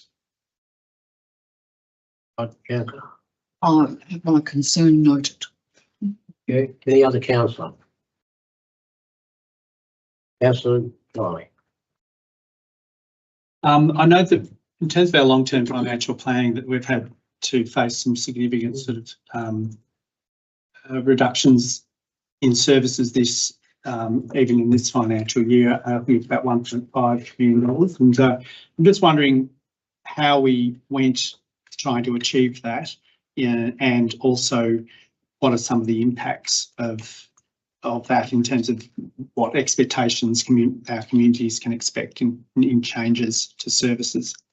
Yeah, thank you for the question. So I think a couple of parts to that. So absolutely in the 24-25 year, in terms of setting the budget, council allocated $1.5 million of service reductions, cost savings. They were achieved, and you'll see that effectively the 24-25 financial year results that are presented in the performance states from here are pleasing in one aspect, in terms of they delivered what we set out to achieve by council's direction in terms of that reduction in that 1.5 and improvements to our financial position for the 30th of June 25. And we've certainly achieved that.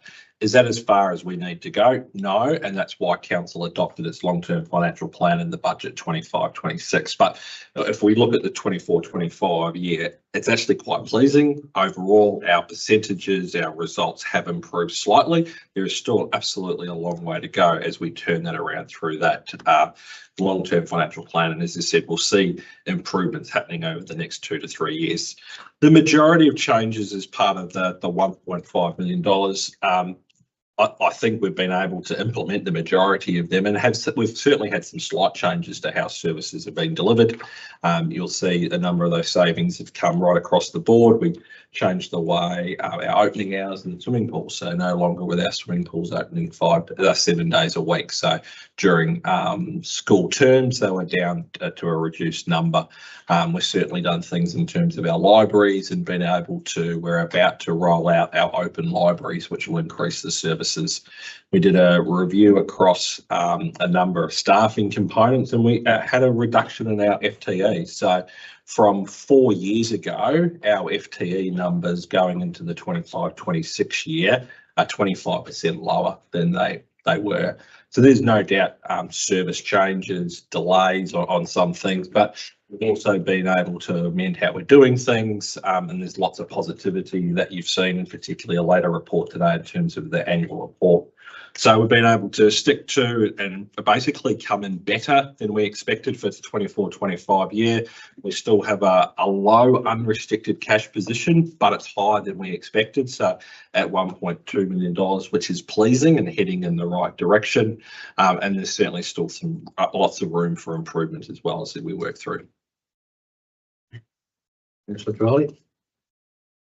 I note that we, as a shire, account for the unrestricted cash in a different way to some other councils. And I'm just wondering if you could explain why we do that and what it is, and what are the what are the implications in terms of how we might approach risk? No, I can certainly do that. So for those viewing at home, this is really detailed in the annual report. Item 5.1 of the financial statements is where it's detailed. It's also detailed in the covering report as well. What the VAGO, so the Victorian Auditor General, requirements in terms of their definition of restricted cash. So effectively, we have our total cash. Our total cash for the year at the 30th of June was $13.6 million. That's what's sitting in our bank account. But of course, we've got commitments to do that. We've committed to a number of projects. We've got contracts in place, and we've got carry forward projects. We've got reserves as well. So the VAGO indicators, they request that council remove statutory reserves. So things like our open space reserve, where developers have paid us money and we need to invest into the future, our waste reserve, but also our trust funds and deposits. If we use that ratio, we would have an unrestricted cash position of $9.7 million. And that's the sort of statewide ratio that's utilised. Over the last 4 or 5 years, we've then stepped back as an organisation and worked with councillors and said, well, that's certainly one point, but we've got a number of commitments that we've also made. So what Hepburn does and presents in 5.1 is where we've got discretionary allocations. In our case, that's carry forward projects, discretionary reserves where council has, by council resolution, decided to put money away for a particular project.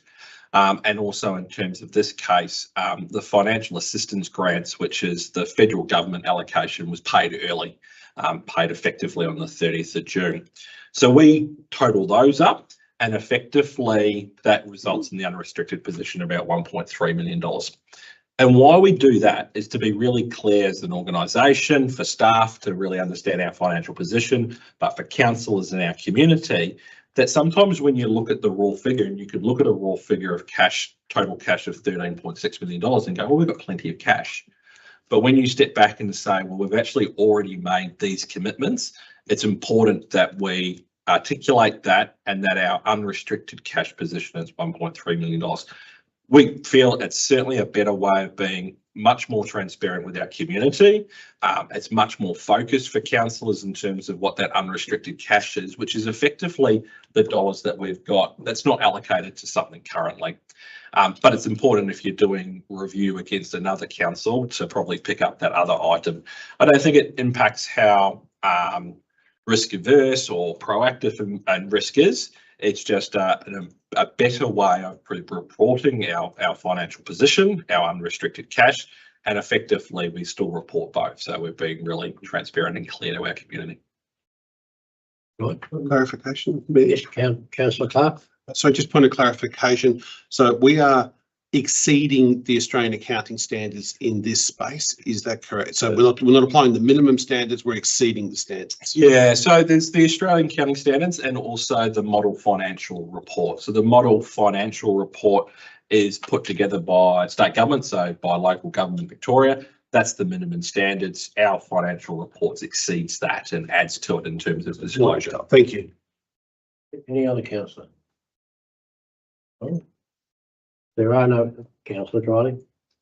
One of the avenues that we're to explore in the last 12 months was additional revenue streams, and I'm just wondering, or alternative revenue streams. I'm wondering to what extent we've done that, and what success have we had? So that's effectively been adopted in Council's Plan 25-29. So it's a 25-26 component. So it's the financial year that we're coming into. Council, so that's fair to say that work hasn't happened because it's to come across the 4 years of the council plan to occur. We've certainly had, council doesn't have a whole lot of alternative revenue sources, and that's really consistent with local government, particularly small rural councils. Where we have seen some improvements and increases in our revenue is we've probably over the last 18 months to 2 years taken I think a more proactive response to planning enforcement and local law enforcement. So we've certainly done a lot more work, particularly in dog attacks and that component. We're absolutely first or second time we're working with community members in terms of warnings and that sort of stuff. But we've started to issue a number of infringements and a number of fines. So that's one that we've certainly seen a little bit of an uptake in that space. But the bigger pieces of the work around how could we look at doing things really differently as an organisation or as a council, and that alternative revenue sources comes throughout the next 4 years of the council plan. Any other councillor? There's no other councillors. I'll ask the mover to speak to the motion. Thank you, Mayor. I'm quite prepared to recommend to my councillor colleagues the adoption of these financial statements, and in so doing noting that they will be included into the annual report once the auditor gives final sign-off. In my experience, having compiled a set of financial statements is the first step in the process. What's critically important now is how we examine what the numbers are telling us. And in the financial statements before us, 5 factors are worth noting and jump out at me. The first is that page 32 shows that council recorded a $2.8 million underlying deficit for the past year. However, that result, which was unfavourable to budget, was positively impacted by the early receipt of $3.3 million in grant funding relating to this financial year. The true underlying deficit for last year was therefore $6.2 million, bringing total underlying deficits to $29.7 million over the past 4 years. Point 2, unrestricted cash at June was almost $1.3 million, which does provide a small buffer against unforeseen circumstances. And as Mr. Thomas has indicated, it protects the integrity of our budget commitments. Cash balances did increase through last year. However, that was due to taking out $5.5 million in new borrowings and a $6 million underspend in capital works. Point 3, both the underlying operating result and the capacity to replace assets are in the Auditor General's high risk category, while indebtedness and capacity to renew or upgrade assets are in their medium risk category. Point 4, Note 5.1D discloses a sharp deterioration in the ageing of receivables. It's abundantly clear that many ratepayers are struggling to pay rates on time, and that is before considering the effect of the 10 to 15% rate increase and the significantly higher ESV levy. Fifth and final point, after accounting for the early receipt of grant funding and quantifying the potential carryover of unfinished works into this year, the cash balance at June 25 is below what we projected in the 25-26 budget. Some of that variance, I do acknowledge, could be due to the timing of receipts. All of those factors only serve to emphasise the need for a comprehensive and critical review of the 25-26 budget in the coming months, and greater diligence in financial decision making if financial sustainability is to be attained. I'll finish by noting that the finance manager and their team have done a very strong performance, a strong job in producing these financial statements in a very timely manner, obtaining a clean audit, and importantly, not having to undergo any substantial year-end adjustments. So in other words, the financial reports that have been presented to us on a quarterly basis have proven to be entirely reliable and accurate, and that's a pretty significant piece of work. So councillors, with noting those 5 significant factors that are jumping out at us, and there's probably more, I do recommend that we adopt these financial statements. Thank you, Councillor Hood. Councillor, who was your second of that, sorry? Did I? Yep. Judy. Yeah, I encourage you to support the motion. Take the opportunity to thank the officers, particularly Natalie Martin, for her work. I know that it is a lot of work at a particularly hectic, and I acknowledge, as Councillor Wood has, the high standard of what's been provided with us for us over the 2024-2025 financial year. And just want to make that public. It's done an excellent job over the year for that. Thank you, Councillor Hewitt. Any other councillor wish to speak? I'm going to put it. Those in favour? That's Councillor Clark, Councillor Hood, Councillor Cornish, Councillor Hockey, Councillor Dryly, Councillor Hewitt, and myself. Declare that carried unanimously. Thank you. We now move to 7.5, which is the Annual Report 2024-25 and Council Plan 2021-25 Completion Report. This report's been presented by the Chief Executive Officer. And the annual report serves as a critical accountability and transparency tool for local government.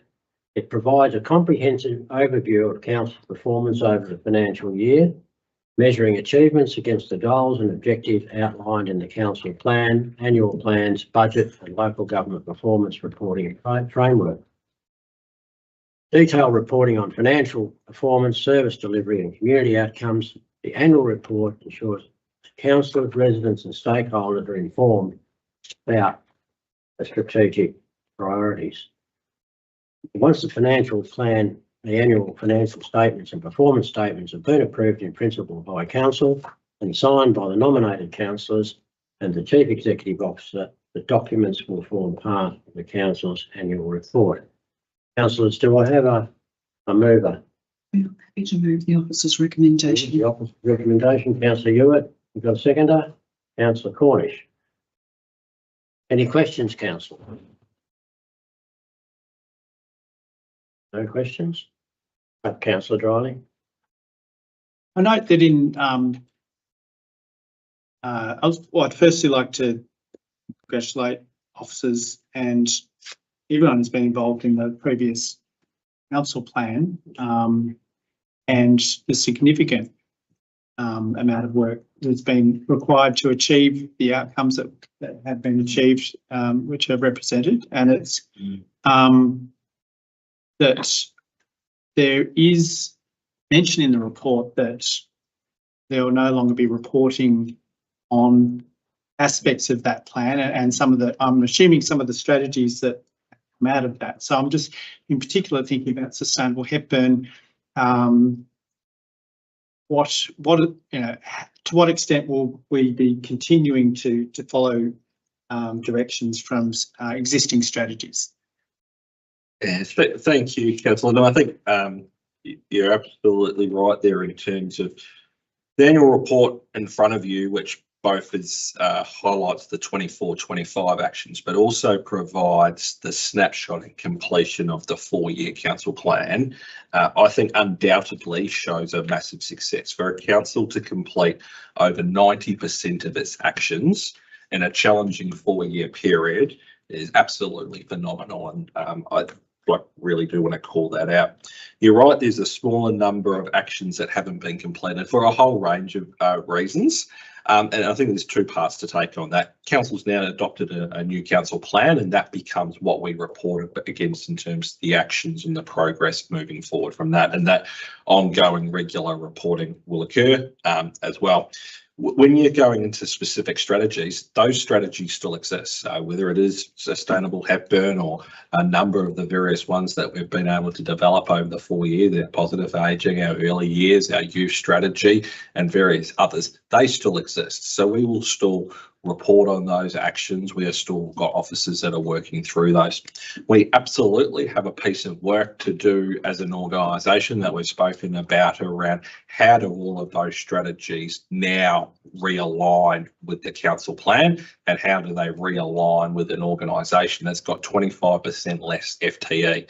That's a piece of work that will happen throughout this term, but those strategies don't just finish at 30th of June, the council plan does, so we'll continue to report on those actions. Officers are still undertaking that work, so they'll be reported through different components, but I think really important to acknowledge that I suppose how this report comes together being both 24-25, but also the remarkable success over the 4 years in terms of the delivery of such an ambitious council plan that has been achieved in this annual report.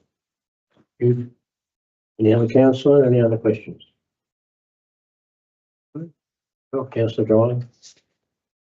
Acknowledging the good work, I've got a couple of particular questions. One is around, you've mentioned a 25% reduction in FTE. So I'm just thinking about how that's going to translate in terms of this council, new council plan, in terms of equity in the community, and what are some of the likely sort of outcomes with the introduction of this new plan? So with through you, Mayor, really going back to really the adoption of the council plan 25-29, which adopted by council in June, has a greater focus on 3 core areas. So future Hepburn and very much picking up a high commitment to planning, particularly that continuation of strategic planning. And if you talk about equity, that's right across the Shire in terms of the benefits that strategic planning will have. Has a high focus on community.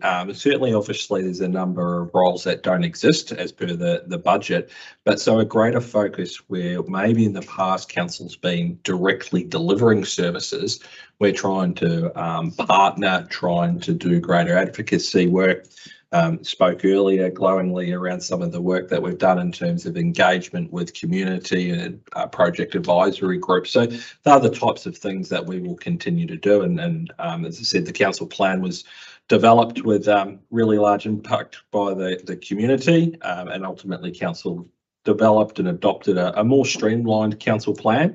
But there is strong deliverability of programs, events right across the Shire, and you saw it once again tonight in terms of just in a really small item with the funding of signature events. Those signature events are not just allocated to one part of the community. They're not just in one focus. Like, it's not like there's 4 music events. It's not like there's 4 sporting events. So equality investment in the community is really significant. So that's what the 25-26 council plan and across the next 4 years will attempted to be delivered upon. We'll report against that.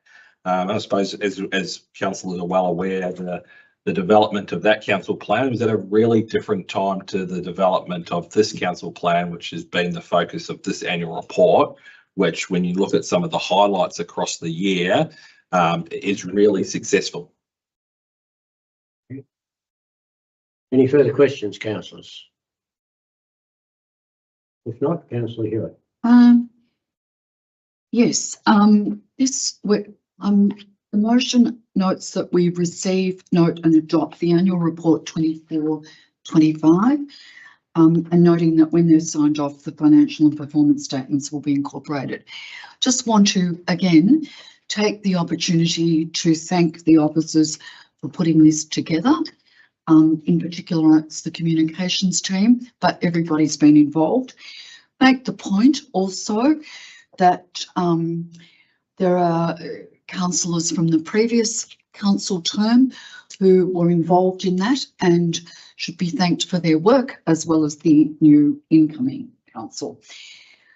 Also make the point that the council, the completion report on the council plan 21-25 was involving the previous council, and thank again those councillors who served on that council term, the officers who are still here, and those who contributed to what in my mind is a very high completion rate.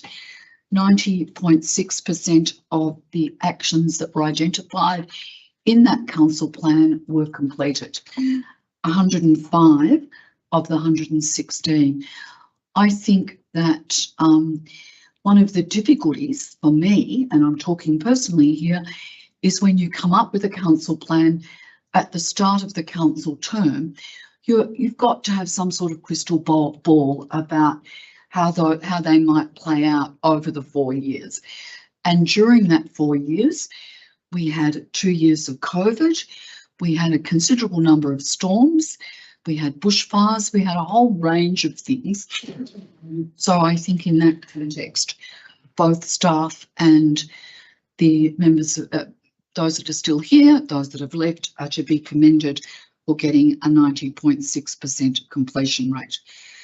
The fact that 6 actions, or 5.1% of them, were cancelled after due consideration by the councillors probably reflects that it's difficult at the start of a 4-year term to totally predict how things will play out.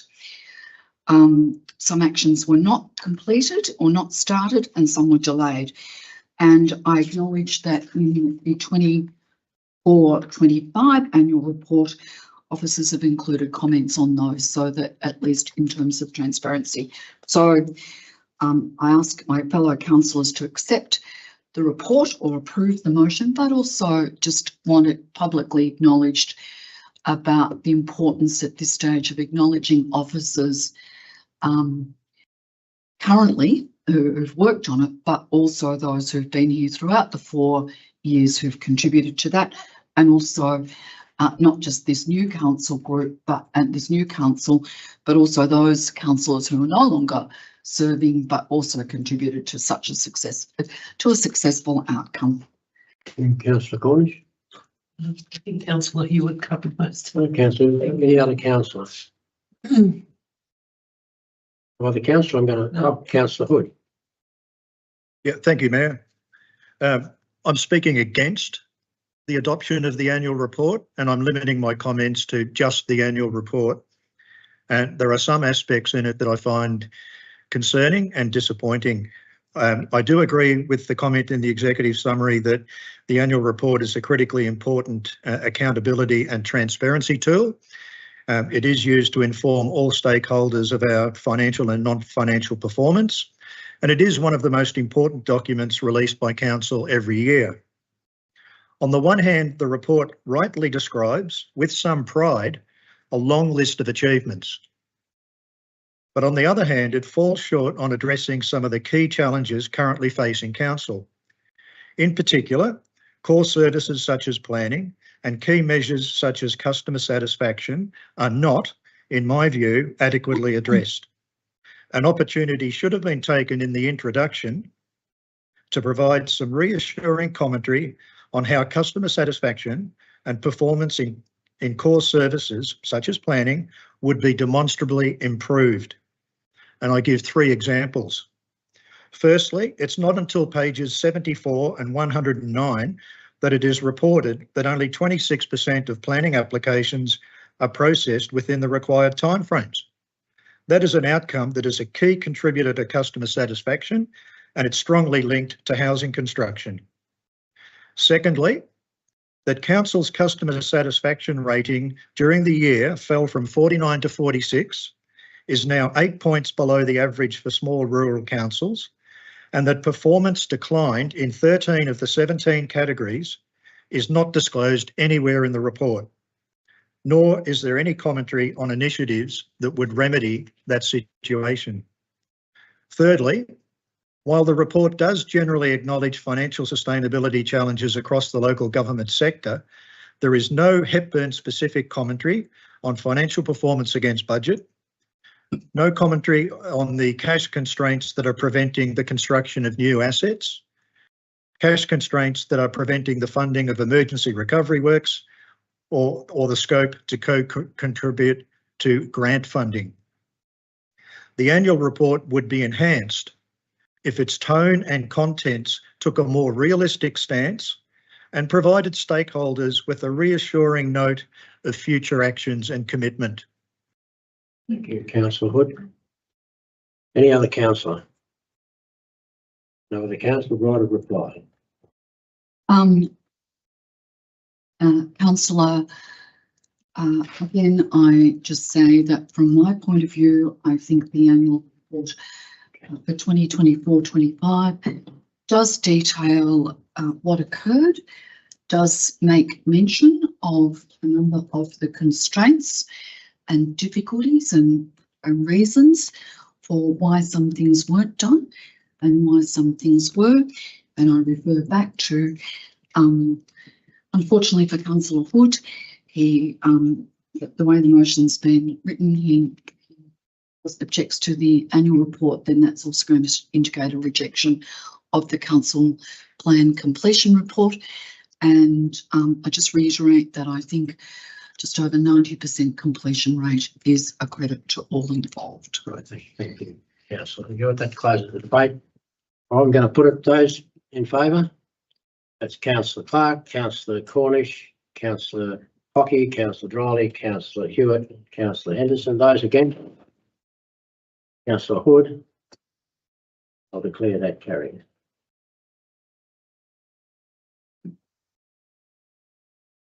So we next come to item 7.6, and that is the 2024-25 Finance Carry Forward Report, prepared by the Director of Performance and Transformation. To introduce that, Councillor Hockey. Thanks, Mr. Mayor. This report provides Council with a review of the proposed carry forward projects from the 2024-25 Capital Works Program and Special Operating Project, in accordance with the year-end financial statements, and seeks approval for their continuation into the 2025-26 financial year. In the 24-25 financial year, the Capital Works Program successfully delivered $10.76 million across 52 projects. This included major initiatives such as Jurang Burring, Daylesford Town Hall Renewal Phase 1, the Victoria Park Oval and netball lighting. Additionally, Council completed $1.68 million worth of special operating projects. This represents a significant financial commitment by Council in delivering these projects. Due to economic challenges such as cost escalation, supply chain shortages and contractor availability, the Capital Works and Special Operating Programs have been reviewed to identify projects that are either in progress or yet to start. Officers have identified 41 projects, 21 capital works, 20 special operating that require carry forward expenses into the 25-26 financial year, totaling $7.59 million. Additionally, $6.25 million in income will be carried forward. There is sufficient cash funding available as of 30 June 25 to complete these projects.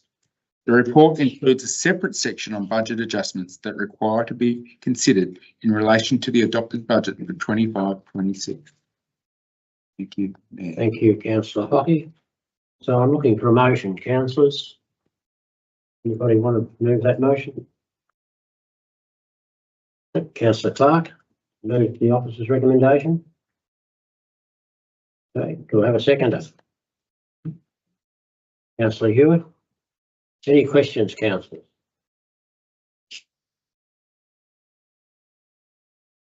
Councillor Hood. Yes, thank you, Mayor. A question for Mr. Thomas, probably.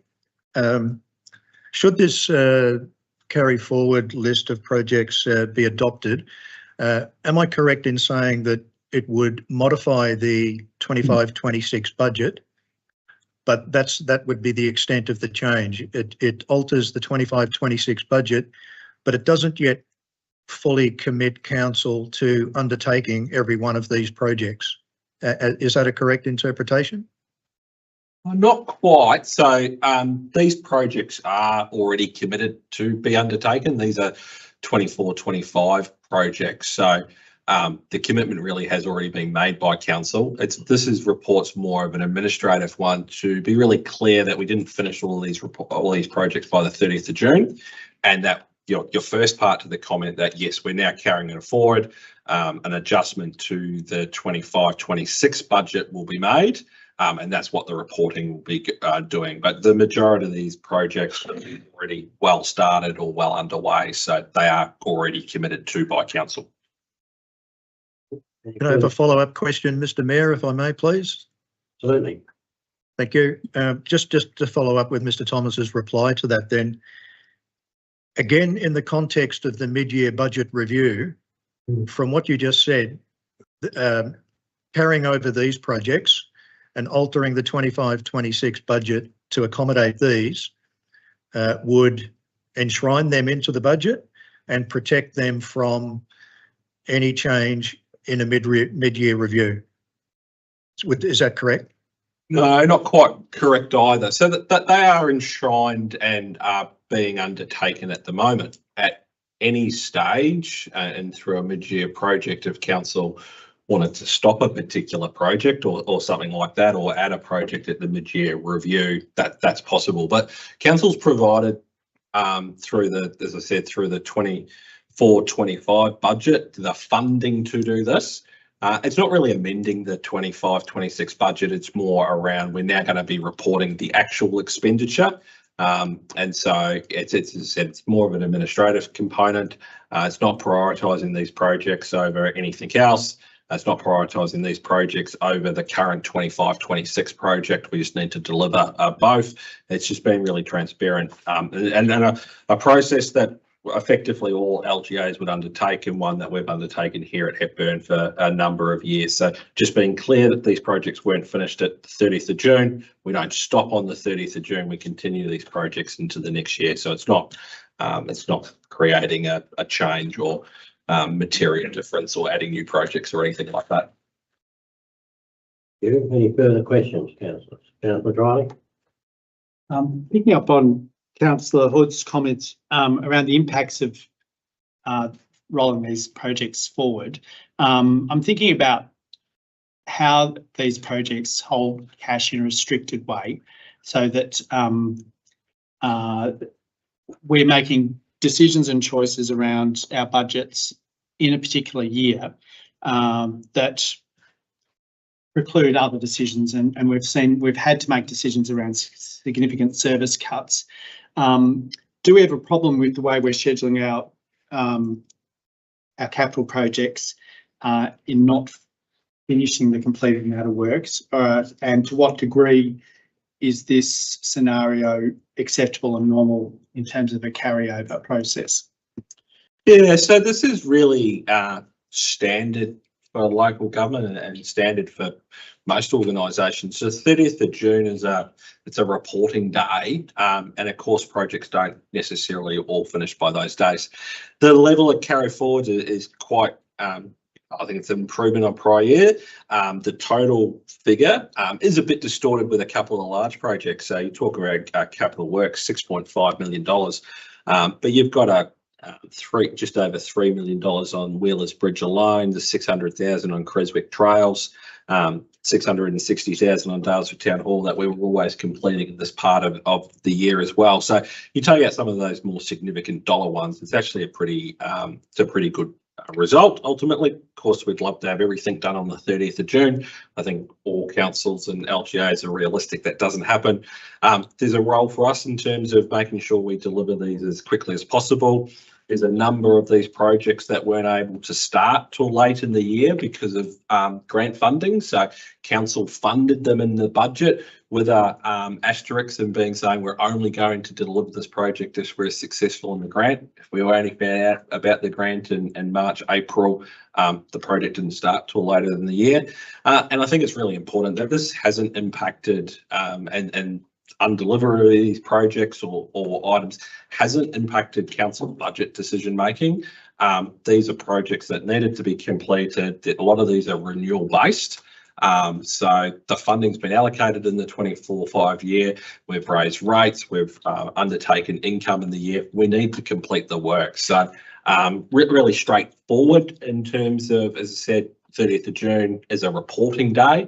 We aim to have these projects all completed from there, but there's really good reasons why they're not all completed there. But as I said, really important to note that them not being done by 30th of June and the consideration of this report has no impact on the 25-26 budget or the decisions that you made and undertake in the 25-26 budget.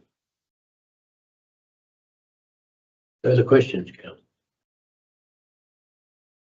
All right, there's no further questions. I'll ask to move to. Thank you, Mayor. I'll be very brief. I mean, this is very much a standard process which occurs in every organisation, pretty much where there are projects involved. The date is the date. So I just commend it to the floor. I don't think it really needs much explanation. Thank you. Seconder? Speak to it, that's fine. Okay. Any councillor? No other councillor? Okay, well then I'm going to put it. Those in favour? Those against? No against. Anybody abstaining? No. Hope councillor Hood's abstaining. So that's councillor Clark, councillor Cornish, councillor Hockey, councillor Dryly, councillor Hewitt, councillor Henderson, and councillor Hood is abstaining. Feel that's carried. 4.7 is a revision of the instrument of delegation from council to the CEO and from council to council staff. And that's the Director of Performance and Transformation has prepared this report, and to introduce once again councillor Hewitt. Yes, instruments of delegation represent the formal delegation of powers by council under the Local Government Act 2020 that enable the business of council to be carried out efficiently and in line with council approved policies. The previous instrument of delegation to the CEO, S5, and instrument of delegation to members of council staff, S6, were executed on the 29th of April 2025. The revised instruments reflect staffing changes in the organisation, along with legislative changes and amendments. The instruments will be authorised by the CEO and Mayor once they have been considered by council. Councillors, I'm looking for a mover. We have a mover for that, to accept the revision of instruments of delegation. Move councillor Dryly. Do we have a seconder? Oh, councillor Clark. Thank you. Councillor Dryly.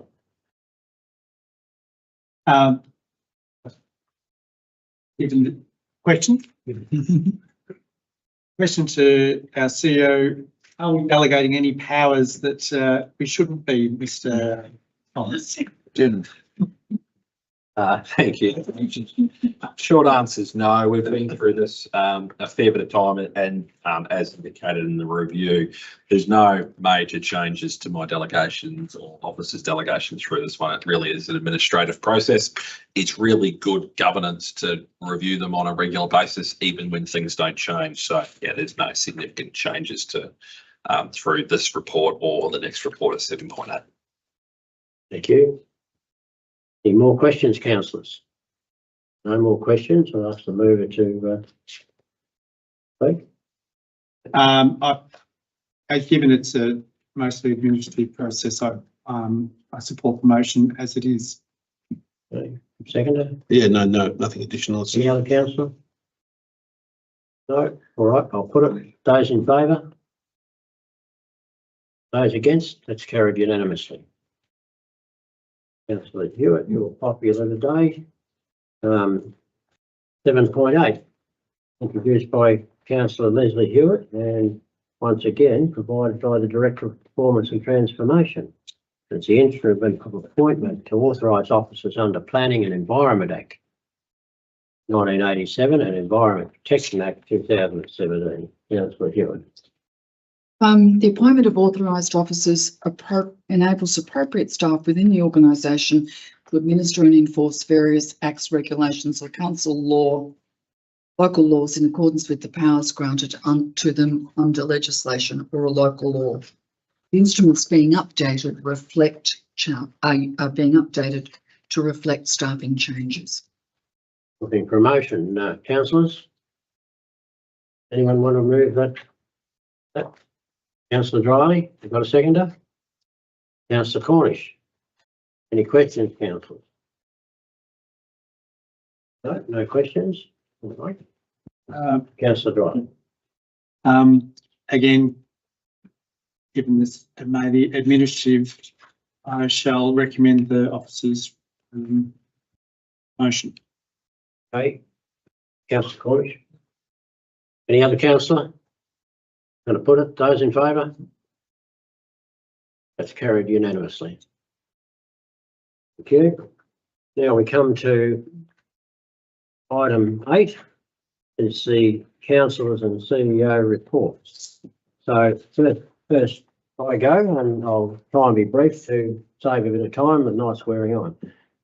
So we have received news that the GAI AIA Envirotech have been named as a finalist in the 2025 Waste Innovation and Recycling Award Regional for the making of compost from Hepburn Shire Fogo green bins. This has meant a 57% reduction in landfill. Other information will no doubt be made available in the future. The compost is being used in council parks and gardens, which is a great innovation. Councillor Hockey and I attended the season opening of the Smeaton Bowls Club, and it was a chance to see how important some of our sporting clubs are to the fabric of the community.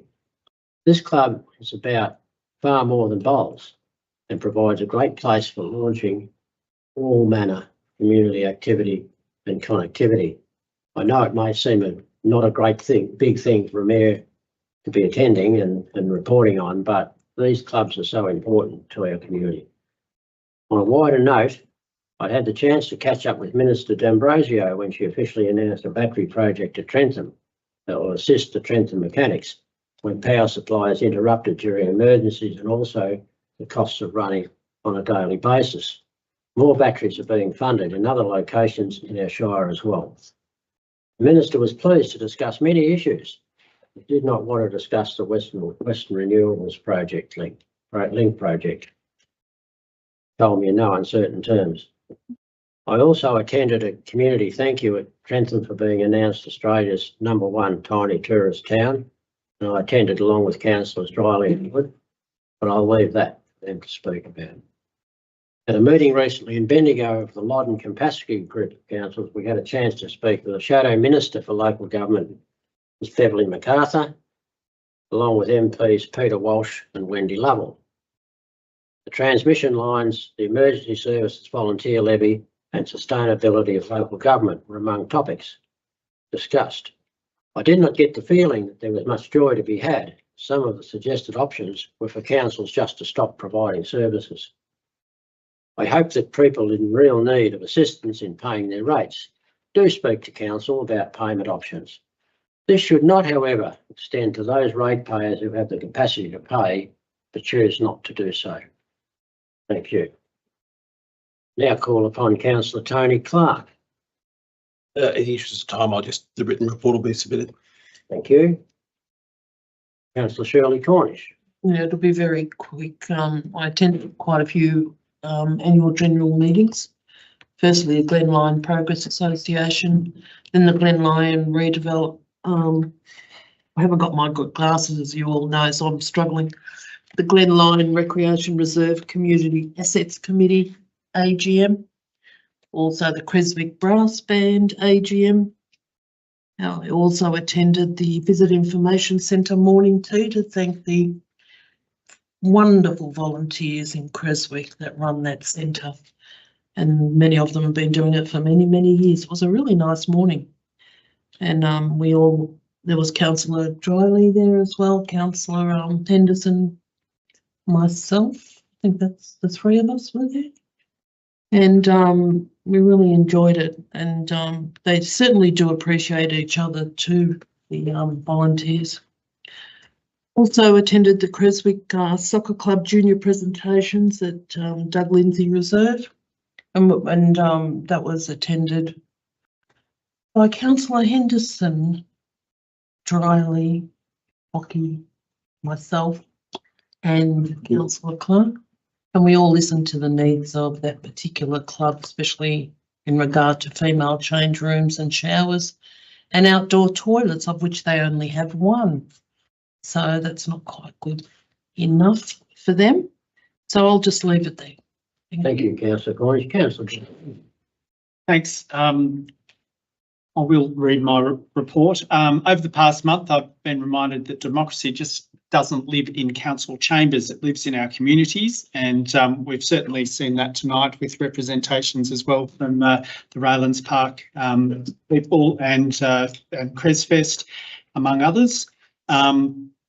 But I also saw it in the Creswick Visitor Information Centre morning tea, where both retiring and active volunteers were honoured for helping keep a vital council service alive. I saw it at the Creswick Soccer Club Junior presentations, where the pride was in building youth membership, especially among young women, and in the call for proper accessible facilities. I also saw it at Creswick Brass Band AGM and Awards Night, in Trentham celebration as the national top tiny tourism town, and in the launch of the Trentham Mechanics Hall Neighbourhood Battery, a project that shows how local partnerships can deliver resilience and clean energy. These events are more than occasions, they are democracy in action, people giving their time, sharing their skills and shaping and caring for their community. But democracy is tested when service equity is diminished. Right now, councils across Victoria, including ours, face shrinking budgets and diminishing responsibility at the very moment communities need more support.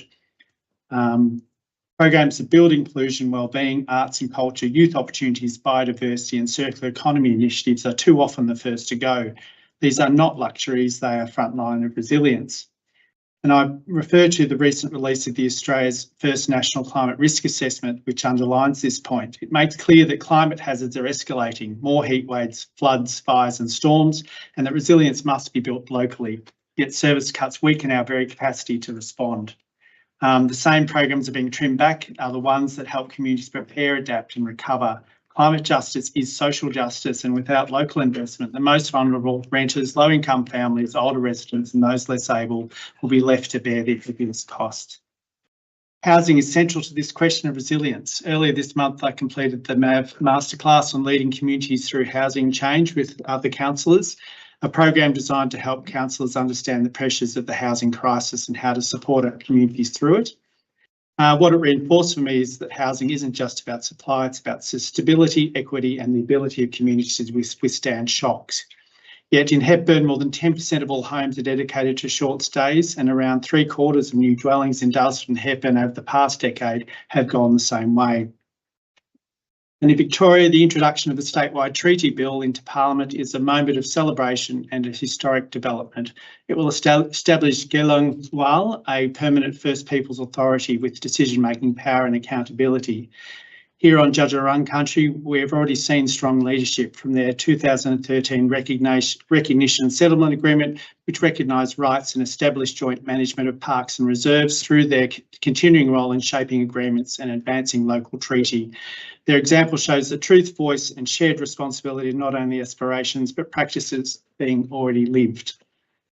Thank you, Councillor Riley. You made it just in time. Thank you. So we now have Councillor Leslie Hewitt. Councillors, as you know, I was on leave from the 18th of August until the 17th of September. So I just returned last Wednesday and went with Councillor Cornish to the Glenline Recreation Reserve AGM. I don't have a lot to add except to say that travelling as a councillor does give you a different perspective on what you're seeing, because you look at roads and where the toilets are and what sort of services are provided for people and gives you a different perspective and a wider perspective than just Hepburn Shire. I do appreciate the contributions from those people who addressed council today on the various matters. And just wanted to call out, or just wanted to say, Ruth Mary Love's comment that she'd been involved with a staff person who was crying because of how she was abused. And women cry, and as Ruth Mary said, men lash out. And I suppose that got me reflecting that, yes, there are always two sides to the story, but lashing out is not what's acceptable. And that's that gendered approach perhaps to dealing with emotions is something that council does have as a priority, and it does make you reflect, because my professional career has been working in sexual assault and child protection, and after all these years I have to say that I don't see a lot of change, and which leads me to suspect that perhaps we should be thinking about doing things differently. And I guess maybe it goes without saying, yes, there are reasons why people do it, but that doesn't make it any acceptable or the impact on those who are at the receiving end of it any less traumatic or difficult. Thank you. Thank you, councillor Hewitt. Councillor Pat Hockey, I noticed you included yours like Yes, I'm happy soldier to table in the it. agenda. Yes, I'm happy to table it, Mayor, as it appears in the agenda. Thank you, councillor Hockey. Councillor Hood. Thank you, Mayor. I'll briefly mention three very happy events out here in Trentham. The first of all, of course, is well known in that Trentham won the national award in the Tiny Towns Tourism Awards. That's going to provide a tremendous boost to the local community and the local economy. Visitation over the recent weekends has clearly noticeably increased. So that will certainly help traders and businesses, and it's a tribute to them and the broader community for the sort of reviews they get and the sort of reception that they give to visitors. I'd like to give a big shout out to Bridget O'Brien and the council's economic team, and also to Steve Rowe and the Destination Central Victoria team, our tourism partners, for the submission that was made and all the help that they put in to reach that outcome. Second point, I'd like to acknowledge the success on the weekend of the Trentham Football Netball Club, who won a much-deserved premiership. And there is a tendency to judge the success of sporting clubs through the number of wins or the number of premierships they might achieve. But I want to give them a shout out because they are a wonderful community organisation that is full of volunteers, similar to many other organisations in all of our communities. But they are a very significant factor in the fabric of the Trentham community, and they do provide a very safe and respectful environment for males and females of all ages to play sport, football and netball, obviously. And it was particularly pleasing to see that their hard work led to some on-field success. And the third one, Words in Winter. Trentham won the crossword competition against all the other towns in the Shire. So our little group of 9 or 10 was particularly pleased with that. So there's the trifecta of good news out in Trentham. Thank you, councillor Hood. Councillors, I'm now looking for a motion to note the mayor's and council reports. Mover, councillor Hockey, seconded councillor Cornish. All those in favour? Declare that carried unanimously. Thank you. We now move to 8.3, the officers, chief executive officers report. Thank you, Mayor. I do have the report in the agenda, but just want to mention a couple of things really quickly. And want to thank officers, but particularly a dedicated group of community members who have provided lots of support to us, lots of good, challenging conversations along the year over the last 5 years. And they really provided valuable support to help us put a high quality submission together for the Western Renewables Link. 10,000 pages worth of information that community group really digested and really helped us as officers put together a report. So we look forward to seeing how that progresses. A shout out that if we can encourage people to complete the engagement on the domestic animal management plan. We know that domestic animals are important to many people in our community, so we've got a survey and doing some engagement on that.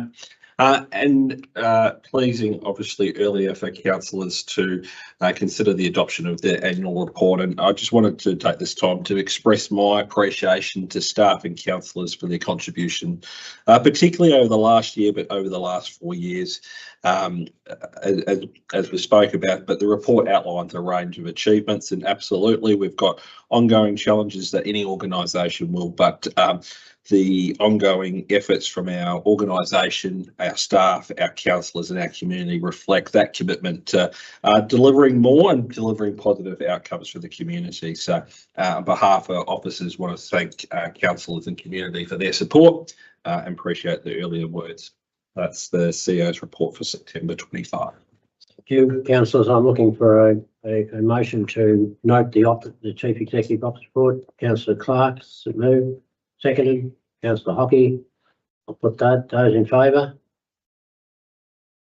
Those against? There's no one against, so I'll declare that carried unanimously. All councillors. We now move to item 9.1, the notice of motion. The management of 42 Raglan Street, Dalesford, otherwise known as Raylands Park, Raylands Public Funds. I'll introduce this as Brian Hood. Thank you, Mr. Mayor. Before I do that, would it be timely to move a motion to extend time past 9 o'clock? We're almost or we're fast approaching the 3-hour mark. 20 minutes, Mayor. 20 minutes, yes. Or Not yet, later.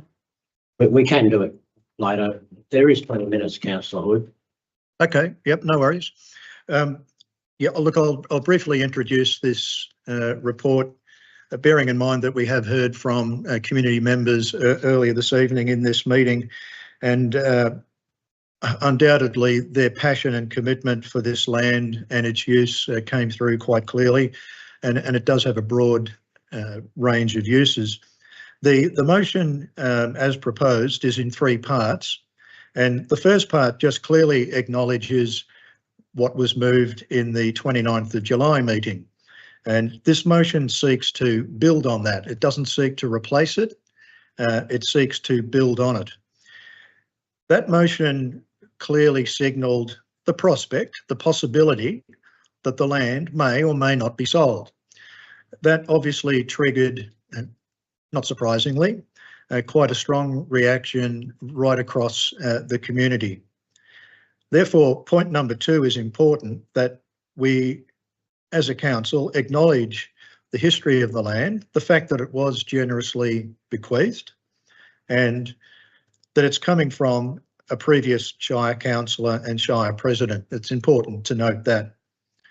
What section 3 of the motion seeks to do is build on the first part from last month's motion, where officers were asked to produce a report that would investigate the potential sale of the land. Part 3 wants to complete the picture by contemplating, well, what happens should the land be retained? Can it be held in perpetuity? What would that look like? Retaining the name is obviously a key part. And in order to circumvent this topic coming up every so often, we heard earlier that this is the second time in 14 years that it's come up, to circumvent this discussion coming up and unnecessarily alarming a lot of people, what can be done to permanently protect the land, such as rezoning. So section 3 seeks to balance the equation by saying, well, officers are already investigating the sale of the land. This is investigating what it would look like if the land was kept in perpetuity, and what are all the factors that need to be taken into account there. So in the spirit of making evidence-based decisions and doing proper research and diligence, taking all the factors into account, I think it's terribly important in this motion, particularly section 3 of it, that all of these factors are weighed up before we make any sort of decision on whether the land is sold or how it would be retained and for what uses. So I recommend this, councillors, to give the prospect that a more comprehensive report will come to us then from officers, taking all the relevant factors into account. Okay, so that's the introduction. Now, have I got a mover? No, need a motion. So, councillor, you would move the your notice of motion? Yes, I do. So move, councillor Hood. We got a seconder. Councillor Dryly. Right, councillor Hood, you can speak on this now if there's anything to say, but yeah. And I've pretty much covered it, Mr. Mayor, and in the interest of time, that I strongly recommend that we endorse this motion, because it's calling for a more comprehensive report that would consider all of the factors. And this, besides looking at how we keep the land in perpetuity and protect its use and protect the spirit of the fact that it was bequeathed, this is a prime opportunity, councillors, to demonstrate that as a council, we are listening to the community. Councillor, I'm actually giving people opportunity. If you moved it and it's seconded, I really need to get some questions. People may have some questions about it. Sure. Stop you, but that's the process. Councillor Clark. Yes, my question through the chair. Understanding the motion that was passed at the previous at the meeting, which the previous council meeting, which set this process underway, and acknowledging that this is not about determining whether something's going to sell, it's exploring the issues around that process to enable that. What additional? I'm struggling to understand, and hopefully this can be answered. What additional value this brings? This to me just talks about the process. This is the process that we're already going through, and I would reasonably expect. I suppose the question, perhaps, Mr. Thomas, is the process will actually identify, and I'm listening to it tonight, all the submissions that have come through, and I'm very positively inclined in terms of what's being presented, but I don't understand how this would. This is the same. This to me looks like replication of the process, because it'll come to us and then we can go down that path of that due diligence. Is that correct? Through you, Mayor. Effectively, my interpretation of the notice of motion and why I ultimately accepted it was that part 3 is trying to be clearer in that ask of that additional information. So part 1, absolutely, and officers have already begun preparing the briefing report that would look at the pros and cons of potential sale. So the motion never intended to sell, it was to bring an information piece back, and that's why part 1 is that. Part 3, as Councillor Hood has put in his notice of motion, is requesting additional and making it really clear what additional information he seeks in that report. And that we'd be getting that as a part of the process anyway? Probably not all of the detail of the 3 points, particularly in the first item. Certainly if council had made at that report, if you made a decision not to sell it and requested officers undertake other work around what its use is, how it would be rezoning, that would come as part of that report and decision then. And that would be an outcome of the process following discussions. It could be. Effectively, this notice of motion brings that debate forward. So rather than having that report and that information and then making your council decision on the next step, Councillor Hood, through his notice of motion, is asking for additional information into the report. The report is similar, and that's why we've allowed it as a notice of motion. It's not it's not the complete opposite of the previous resolution, because that would be normal. Normal process would be for allow a council resolution to see through. This is seeking it being really clear around some additional information to effectively be in that report. Council will now have that when ultimately we bring that back to council for decision. Thank you. Any further questions, councillors? Councillor Dry. I'm just trying to understand the logic of this motion too, in the context of the previous motion, but also in the context of the prior discussions and deliberations that have gone on over many years around this parcel of land, and why we have to come back to this now. Can't we just use a precedent from the past around the use for perpetuity as a public park and short circuit a lot of this stuff that we're being asked to go through? Why is it necessary to go through this process and not rely on precedents of what's gone in the past? Through you, Mayor.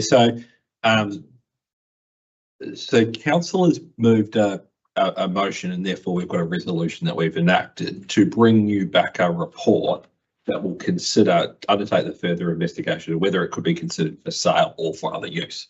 So that's the piece of work that needs to be undertaken. And as part of that, and even the 3 dot points that are in part 3 need to be made with informed information. And absolutely, we're clear that needs to happen, and that's what the officer's reports would have done and will do going forward. So you can't, because council's made a resolution, you've asked for a report, you need to seek that information, and officers have already committed that that report is coming in the next months. We've already told multiple people in terms of we're hopeful that's coming to the October council meeting, if not no later than the November meeting, in terms of working through that process. And so that's the council resolution that you've asked officers to undertake. Put together a report that looks at those options. That's what we're doing. What Councillor Hood has said, while you're doing that report, I would like you to bring some additional information that looks at these 3 sub-items, and that's the item that you've got in front of you tonight that you need to debate. Effectively, the motion as it is, including those 3 points, or if not carried, the motion that would effectively be as was passed at the last month. Councillor Cornish. There's one option here to secure it as a park always. His motion, as I see it. But am I correct in assuming that there are other options as well to secure it as a public space always? Well, that's what officers are working through to bring you back all the options. That's right. So there's not just this option.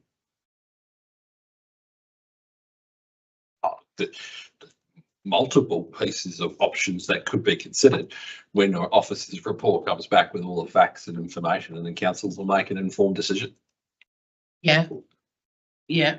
And in answer, the reason why the motion went up as a briefing to come back to councillors is because there's 3 councillors that have never been briefed. We don't know the history. We don't know anything. We don't know. How can we make a decision if we don't know what we're deciding? Need all the facts, need everything so that we know what we're working with here. There's the basics that the community want this. There's no doubt about that.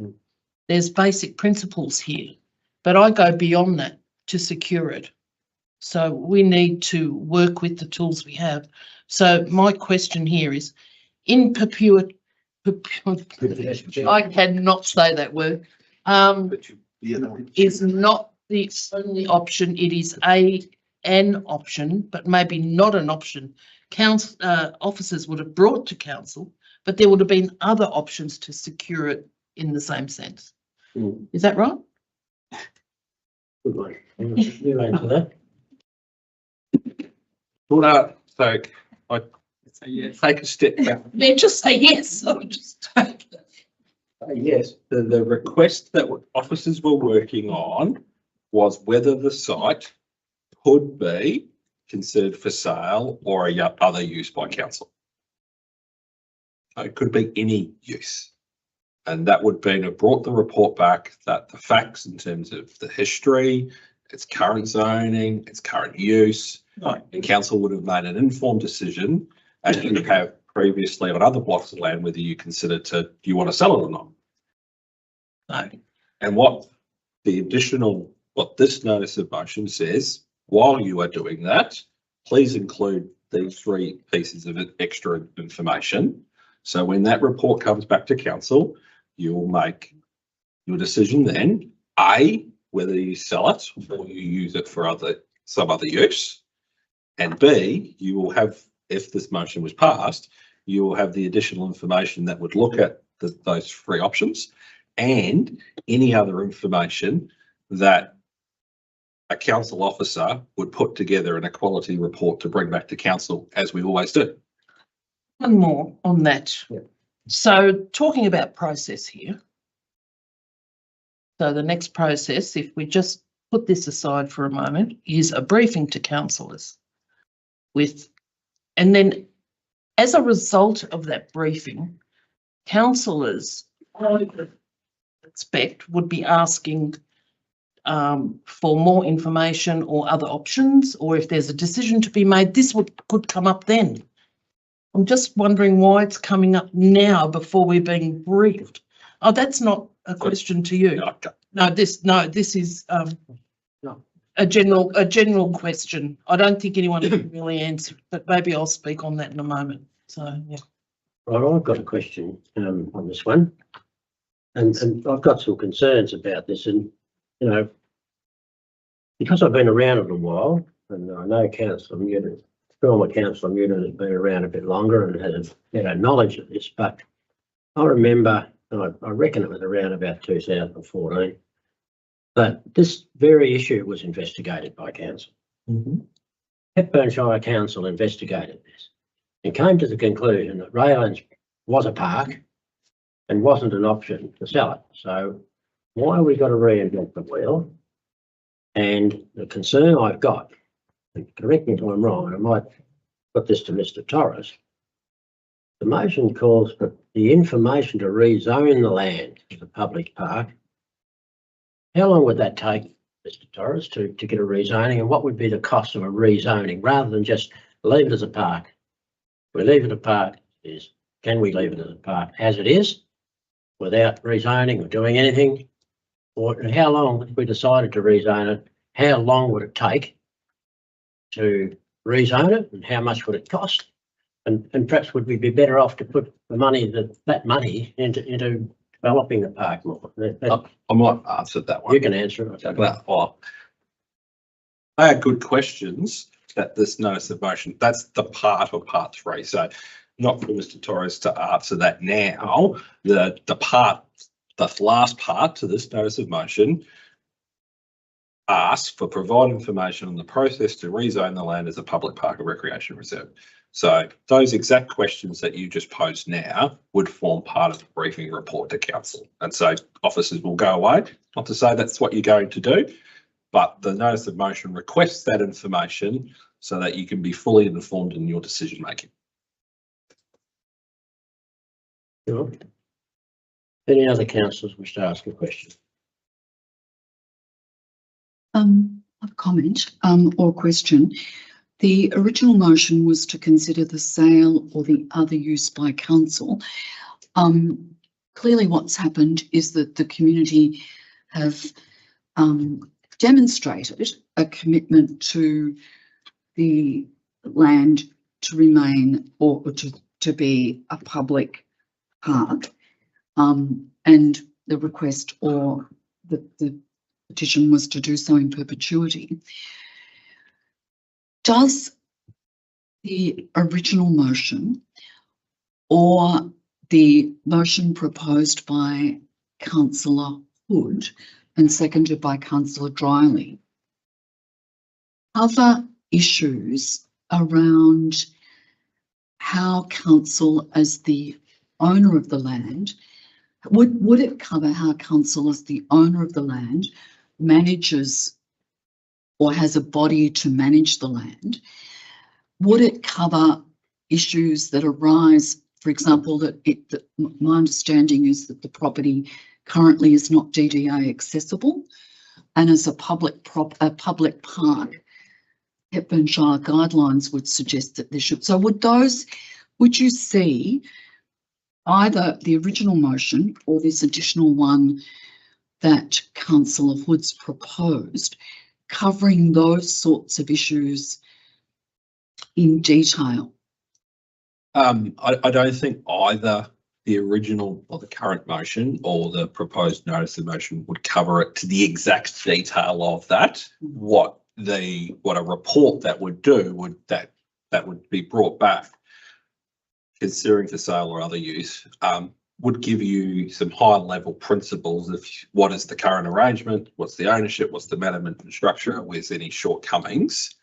And it would have been then a decision of council, if it wants to continue use of it, around what else does it need to know in terms of that information. So the intent of the first report would not to be go to all of that detail until we were clear on some of council's position. Council would then make a decision, because you may have made a decision to sell it. Well, there would be a process to go down. You might say, let's investigate management options, the use of it as such. That's what the intent of the first motion does. So council is not to expect through either full detail and every nuanced question, concern, issue, way forward. What it would do is then give officers a position of council to then go and have conversations with community that are involved and understand those bits and pieces. And so that's what both items are to try and to do. Thank you.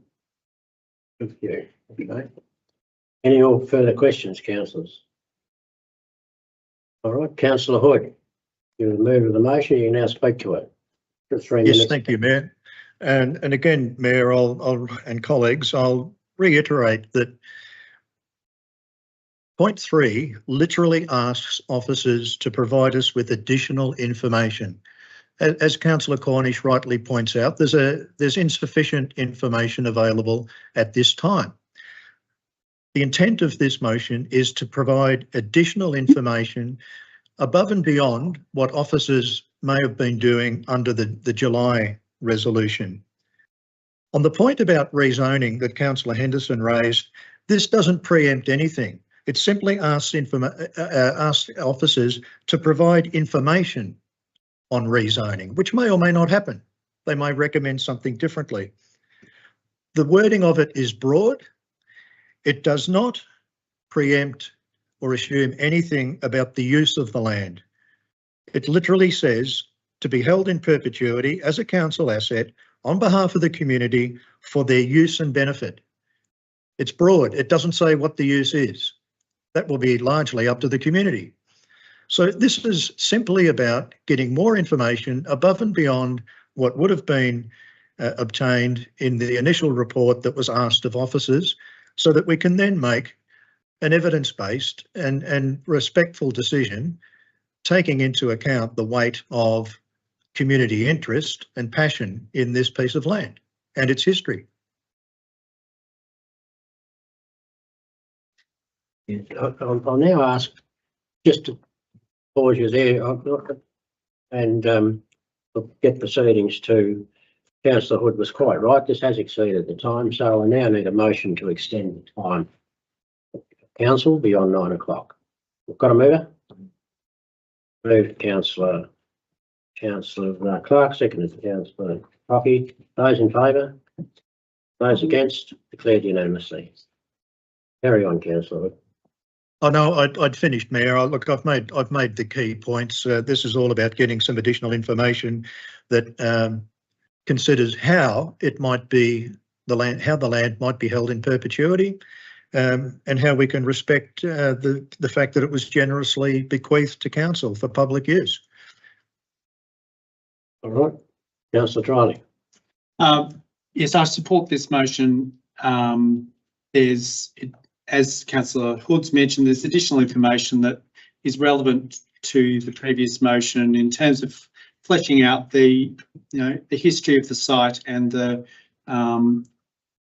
long-held view that this park has an element of perpetuity as an asset to the community. And rezoning is, as Councillor Hood mentions, a fairly straightforward review around that process. We've done a lot of that work around structure zones, so it seems quite reasonable.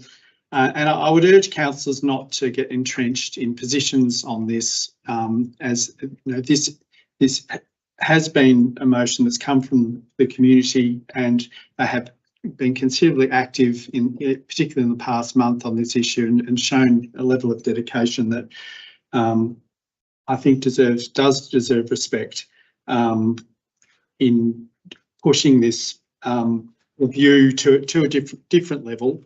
And to some degree, I think there's a smokescreen around more important things that we should be doing, particularly around affordable housing and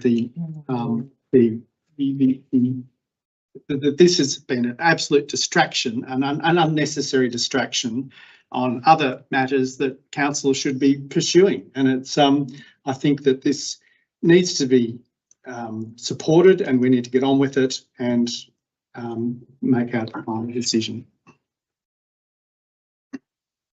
All right, councillors. Any other councillors?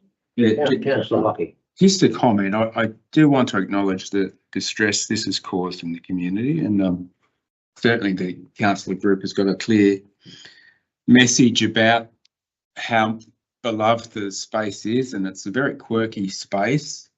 And I do have some misgivings, therefore, about any changes that may change it into more of a formal part that may take away some of that community engagement. But also, and it may be my inexperience, but I have concerns about the precedent this sets for revisiting standing resolutions. And again, that might be my inexperience, but even tonight you can see that it's been somewhat fraught. And if this was to recur on the matter of other resolutions, I would have some concerns. Right. Any other councillor? No, councillor Hood, you've got a right of reply. Just to say, because this is building on the previous motion, it's not contradicting it. It's not negating it. It's building on it. It therefore, I would think, has minimal, if any, risk at all of setting a precedent, because it's building on what was already there, and it's demonstrating, if passed, that council is listening to the community.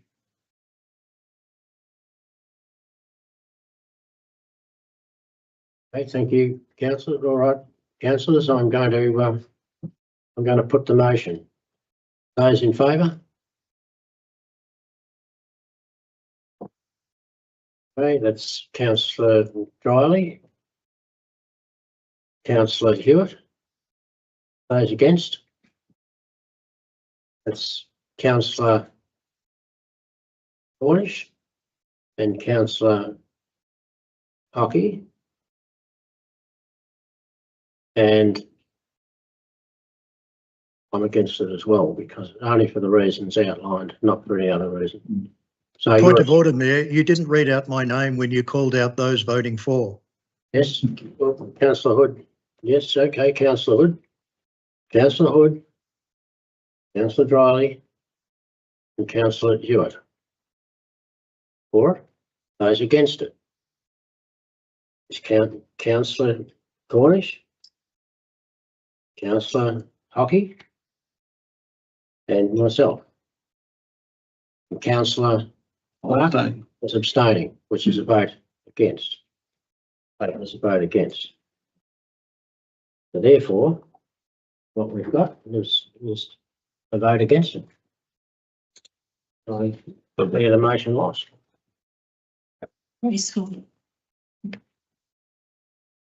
That doesn't mean the end of the argument. All right, next item. Items of urgent business. Do we have any of those? There's no items of urgent business. Confidential items. So the closure of meeting pursuant section 66(1) of the Local Government Act 2020. Yeah, council or delegated committee must keep a meeting open to the public unless the council or delegated committee considers it necessary to close the meeting to the public because of a circumstance specified in subsection 2. There's a recommendation there, councillors, that in accordance with section 66(1), 66(2) of the Act, the meeting is to consider confidential information on security reasons necessary to do so to enable the meeting to proceed in an orderly manner. We've already had a declaration of a conflict of interest from the CEO after we do this. So the recommendation in accordance with section of the Local Government Act that we close the meeting. Those in favour? Those against? Carried. We should have had someone move it, but procedural anyway. I'll move it. You move it. Who's second it? Shirley, councillor Cornish. All right. Declare that carried. Do we have a breather? Pardon? Chris White. You let us Thank you, know. Mayor Henderson. I'll stop the meeting in the stream and I'll inform the room when we're ready to go.